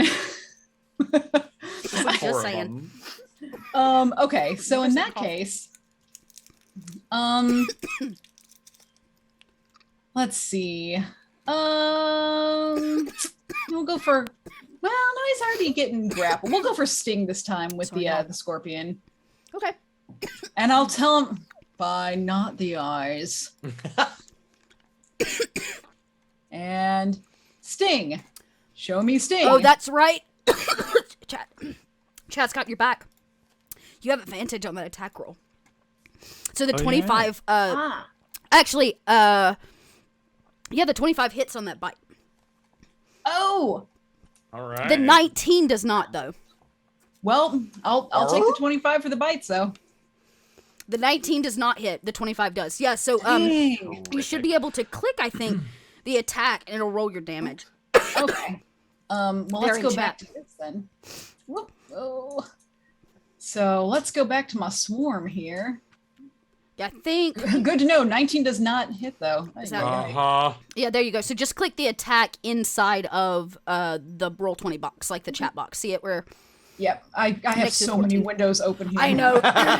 All of your creatures, the joys of being a druid. There we go. All right, bite, attack. Okay. 7 piercing. Great, that's better than I rolled. So they begin And a clawing, con and there save. are a few of the eyes. The squirrels kind of bite and poke at, and you can see them like closing to try to keep away from it, but it can't really do anything because it is currently incapacitated. Yes, wonderful. Yeah. Now the stinger for the scorpion does not work, but you still have a chance for your dog. Yeah, so let's see what the doggo does. Forgot about the dog. You know what? There's a lot of things happening here. Hey, I applaud you for keeping the windows even remotely straight. All right, so doggo. The 17 doesn't Plus quite hit. 2, I was about to say, you can no. always pull up the character sheet because I did. You may get a bonus to that. It says Hound of Night. Oh, perfect. Yeah, Yeah. let me Roll it from there. That way, maybe don't forget it is with an advantage. So make sure to roll, 2 if it doesn't. Right. Oh, I love this image. Okay. Let's see character sheet. The image of the dogs eating a dude. The dogs are so cute. No big deal. Just So great. Oh yeah, the 24, Hey. the 27 is a solid hit. Click that Nice. attack button. Let's get damage. Bite. Whoa! 18 piercing. Holy- Ooh. That dog is angry. Whoa! Angry. Whoa! Dice is that? Oh my god, 3d10. They got some big jaws. Big old Yeah, jaws. I mean it is a Hound of Wow. Night. Dang. Just Okay. like the maw, just like whoa. Yeah, it does not like that it had failed Ah. last time. And things are getting a little crazy. And it reaches out and it nips. I imagine just and- like one of those attack dogs where it just grabs onto the arm and just like Oh yeah, Yeah. and it just can't on it. actually react, and so it takes a chunk of this flesh golem. I'm seeing this eye golem's flesh like away. One of the eyes begins to cry in pain on its side. also I imagine man. Seraphim still has all of her Crocodile eyeballs all over herself, and she's also glowing and like floating and just like cackling like a crazy. Just dang, just wowzer. Okay, so it does become Vanon's turn, which means the golem is no longer in that state, but you get your turn first. Yes. So remember that time I said the druids were terrifying? I told you I like that dryad. Druid being terrifying. We'd make a Took a power certainly- couple. Took it right? Oh my god, yes, please. I'm here for it. Yeah. And I'll be there for it. Vannon keeps wanting to like dive in there and then remembers there are 11 creatures surrounding this thing. And so just sort of looks around and is going to grab that deeper darkness that the queen gifted me with and throw another void light Nice. out. Love it. And it's a con. Oh, I'll put it in the chat. It's a con save. Okay. It's gonna try to make a Oh, I con guess I can save. do it It's at the end of your This turn. way. Oh, I thought that would work. So no longer incapacitated as of the start of my Oh, start of your turn. Okay. Mhm. Did make it at a 19. Oh, finally he makes a con He finally save. makes it. It bursts free of its shadow, and it's really angry now. That's all right. I don't know that I have. Rafael said the target bonus takes action they wanna 1d8 do. radiant damage, so it's still going to take Yeah, damage. so no. Well, it made it right, and I don't think this one gives me half if you fail. On a It on doesn't a fail say save, the that. target still takes 1d8 radiant damage. Right, but you didn't fail the save. You made the save, right? Oh, you're right. I'm so sorry. I did. Wait. That's okay. Yeah, Look, you're I'll right. roll No, the you're dice. right. You're right. You can roll. tell yeah, me, DM. There's no half. There's no half. So here's what actually happens. You cast this radiant light, and as it breaks free and kind of tosses aside this shadow, one of its eyes opens up and looks right at you, and it Ugh. absorbs that light into its Oh, body as no. if it eats it. Oh, that's very bad. And it That's does very bad. become Right into the pupil. right into the bright little eye pupil action. It's like that poof of air they put in your eye at the eye doctor. Yeah. Theoden, it is your turn. Okay, well, I think I just slid into 3 different characters trying to find my voice. Okay, so Been there, Fred. what character am I doing? So I think what I'm going to do is I've noticed that the eye creature doesn't necessarily like saves. So I'm going to do that again. Okay. Darkbolt will fly again with my fingers and then Great. like inky jazz hands as they fly through. Hey, I said it. And then as they fly through this space towards the creature. Now, there's no advantage on this attack. It's just a regular attack. You say that. Okay, fine. I knew. Sorry. Hey, a 20. It's got to make Oh, a it's a save. con save, Damn it. right? Save, yes. It fails. You're welcome. I took its good con save Dang for it. you. It failed. You're welcome. Okay, so that would be a 9. So it doesn't make it. It takes the 21 plus the 8. That's 29 points of damage. Man, y'all That's are just... 5 more dark, shadowy splashes of light come into existence and like dancing seeker firework homing missiles. They then find their way into the creature's eyeballs. Okay. Or the creature. It is now finally the creature's turn, and it is going to take its turn. I'll allow it. It is going to take its turn. All right. Because it is the end.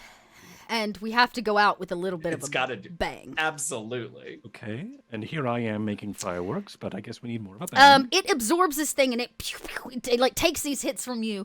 And it turns around, all of its eyes now kind of staring at all of you. Oh. How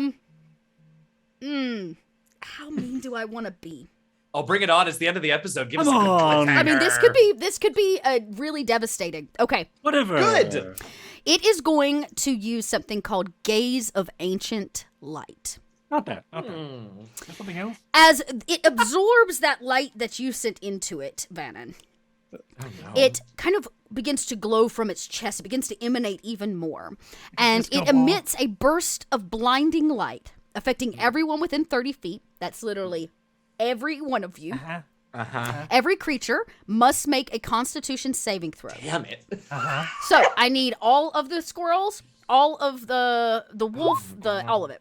Oh, you made it! A crit. You made it. That's really, really good. Crit. Oh, you made it too. You need a Not You need so a 17. bad. You need a 17. I got a +0 too on that, baby. That is lucky. Yes, This it is. Shadow Yes, Long it is. Seraphim. I banked my rolls for the end of the episode, apparently. Yeah. So it's a Constitution. It's a con save. Yes. Okay.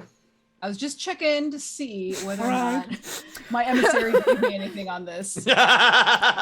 Just to see. I don't know that it does, Doomcon. though. Okay. Can't All do right. it. You can't do it. You... Okay. Too many eyes.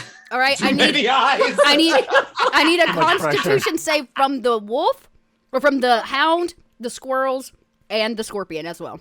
All eyes on you, literally. All right. All right. Literally, this is the end. This is for the All big right. bucks. Okay. And first the hound. All right, buddy. Hey. Okay. Oh. A hound gets a success. Hound's in. Damn, Hound's in it to win it. better than all of us. I know, right? The hound is really focused. The hound went through a lot of training, a lot of hound school, and now the squirrels. Oh no. Okay. Squirrels are not. The squirrels are okay. Squirrels. Okay. Evaporated. The squirrels have dispersed. Okay. Just and popped the like scorpion? balloons. Okay, scorpion. The scorpion doesn't make it.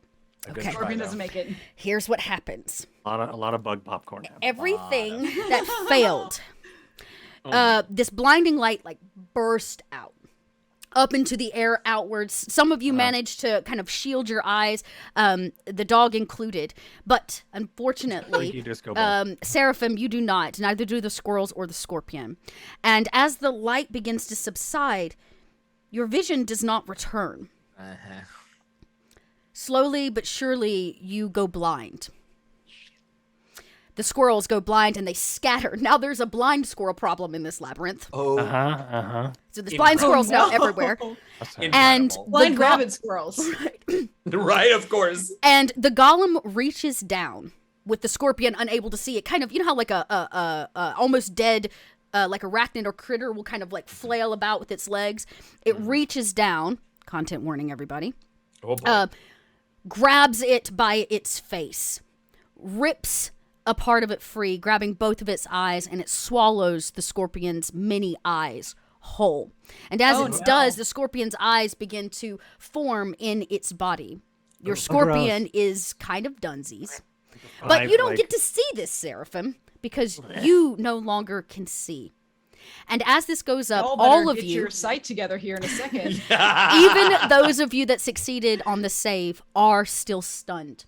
And there's a moment where I know, this move is. That's why I was like, y'all sure you want me to do this move? Yes. All of you stand there in this kind of stunned state, staring at this golem as it reaches down and consumes the eyes of this giant scorpion, turning this scorpion now into one of its many creatures that serve it. That's a shame. But even if you're stunned, and you well, I guess poor Seraphim, you can't. But the rest of you that are stunned can at least see. Nice. And from the back of the grove, you hear the sound of footsteps come running in. Lark burst through the scene, stepping into the moment, I imagine looking glorious, no doubt, sword ablaze. And that's where we're going to have to end, because this golem is not done. And I feel like Sephi's going to have a few things to say about all of this. Oh my God, I love it. And she runs in right as a giant golem hand is reaching for my beautiful face. Yes, and maybe it is like reaching out for you because you two are stunned. And I imagine there's some very, very cheeky thing that Sephi would say that I am just not sassy or cool enough to even come up with. Or something like, all eyes on me, bitch. Or something like that. Ooh, that's good, yeah. Right, yeah, okay. Right, somebody write that down, give it to her just in case. Welcome back, I've got a couple things I wrote down for you. If you want to use them, feel free. And bursts through, drawing, of course, all of the attention just in time as it reaches to consume Seraphim's eyes. But we'll have to find out next week what happens with this eye golem and what happens with Seraphim's vision, which, as per this, says it is permanently blind. Hey, that's fun. It is I have an idea. I don't know if it'll work. That's great. I have ideas doesn't, you're too. blind. But you have a thought. I get away from the eyes. Ideas. We have thoughts. All right, everybody. That's our show for tonight. Of course, we'll be back next week because we have to figure out how this ends. This is kind of the final step before you reach the King's Tower, which, if you thought this was bad news, Bears, just wait till you meet the King. I can't wait. Just wait. And so let's go around. We're going to go backwards this time. So, Eugenio, you're going to kick us off. Tell everybody at home where they can find you when you're not over here, trying to deal with an eye golem. Trying to not look at eyes. Hi, everybody. I'm Eugenio. I'm DM Jazzy Hens. You can find me on Twitter and here on Twitch at DM Jazzy Hens. Normally, I have all kinds of things to tell you, but Into the Motherlands ended last week. And I'm not doing any streams, any scheduled streams on my channel this week because I am finally, kind of hilariously, getting back to the theater this week. I'm very excited. That's so exciting. But I'm combining all of the things that I've spent the whole Pandulce doing. So I'm actually the stream producer for a hybrid live/virtual streamed new musicals festival and conference. And it starts tomorrow. And I'm excited about it. And I don't know, I'm talking about it and I'm excited. But so I won't be around a ton this week. So the next time you can actually find me live is not going to be until Sunday for our next episode of Waters of Rival Deep. The Rivals of a Water Deep, where I'm co-DMing with Urban Bohemian, who was in the chat earlier, and we're having a great time over there. So you can catch me next on Sunday afternoon at 1 Eastern, 10 a.m. Pacific. Until then, follow me on Twitter and find out other stuff. Nice. Yes, definitely. Please check out Rivals of Waterdeep. I took a peek at all of the good work y'all have been doing, and it's good stuff. I love as somebody that's never had a chance to co-GM, I'm a little jealous that y'all have such a powerhouse team. I'm gonna be honest. We were both kind of really nervous about it, and it's been I will not say it's been easy, but it has been really it's very cool, smooth. Yeah. I will say very cool. Yeah, thanks. Yeah. Thank you. Well, Rocket Fox, tell us all about you, where we can find you. Yeah, hello. I am Rocket Fox. You can find me wherever Rocket Foxes can be found, but most often on probably Instagram or over on my own channel at twitch.tv/RocketFox, where most of the time I'm playing Biomutant, but also doing some other stuff here and there. Also on Thursday nights, I'm over on Sirenscape, where we're playing a weekly Cyberpunk raid game that's been going on for kind of a little while now. It's a lot of fun, a lot of great folk over there. And I also have a podcast called Fantastically Strange, that if you like both fantastic and strange things, it is a podcast for your ear holes. And it's, on all the podcast places. And if there's a place that it's not, I will find that place and I will hunt that place down and I will shove my podcast into that place. So, yeah, give it a I'm look. feeling a lot. I'm having a lot of feelings now. I'm sweating. That's right. That's right. You should have talked to that dryad that way. Yeah. Just didn't have the chance. It didn't seem like the right opportunity. Yeah, but yeah, come hang out. Give me a follow. Give me a hangout, and we'll see you around. Alrighty then. We'll see you definitely next week for sure. Well, bring us home, Myth. Hey, it's me. Hi, everybody. I'm Mythomatic, or Cord. I am a writer and a role player and an actor here on Twitch. I do cinematic roleplay content over on my channel. I also am the creator of Spellwind, a show over on a homebrew universe over on Table Story on Wednesdays at 4 p.m. EDT. So if that's something that you are interested in, or probably almost soon EST, whatever, Eastern. This week, we're going to be on the front page, so stop on by. Oh, nice. We were supposed to be on the front page last week, and we weren't, so we should be this week. So we'll see. But follow me on the things, Twitter, Twitch, and the stuffs. Thank you so much. This has been so much fun. Yeah, as always, y'all, I am Dot. Let's not forget a little love for our missing player. Go check out Persephoroth in all of the places. She's amazing and doing awesome stuff. And definitely check out her podcast. I've really enjoyed listening through on her podcast. Yeah, we'll be back here. Same Kobold time, same Kobold channel next week to figure out what's going to happen with this eye golem. Will they get the eyes they deserve? And what are they going to do with them if and when they do? You can also drop by here if you're really enjoying Courts at the Shadow Fae. Drop by here on Wednesday. Wednesday is our Kobold Chats, where we chat all things Kobold Press. And right now, we're talking everything about the Book of Ebon Tides, which is our Kickstarter that's going on right now. It is basically a setting book for the larger space of the Plane of Shadows. So not just the kind of trickery of the courts of the Shadow Fae, but everything else that lives outside the walls of the Queen's rule. So lots of really good stuff there. And as of today, we launched this morning. We met our goal in 3 hours flat. So everything from this point forward is all 100% stretch goals. So come check it out, and, make sure to drop by Kobold Chats if you want to know a little bit more.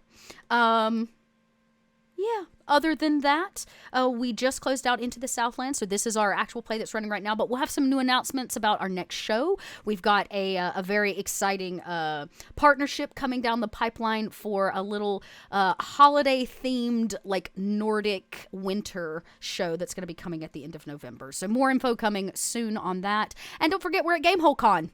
I believe we have booth numbers, but I could not off the top of my head tell you what they are. We're there. We're at GameholeCon, and we'll also be at PAX U, so make sure to drop by. And Courts of the Shadow Fae is back in stock, y'all. We have been out of Courts of the physical copies of Courts of the Shadow Fae for months, and finally we got our shipment in, which means if you're at GameholeCon, if you're at PAX U, you can get your hands on a physical copy if you want, or you can hit our website right now and order yourself one, and we'll get it out in the mail to you. That's all I got. Get caught up. You want more of this craziness? I know we had some new people in chat tonight. Go hit our YouTube. We've got all of season 1 ready for you, and season 2 is in full swing. So check it out. All right, y'all. Until next time. Bye.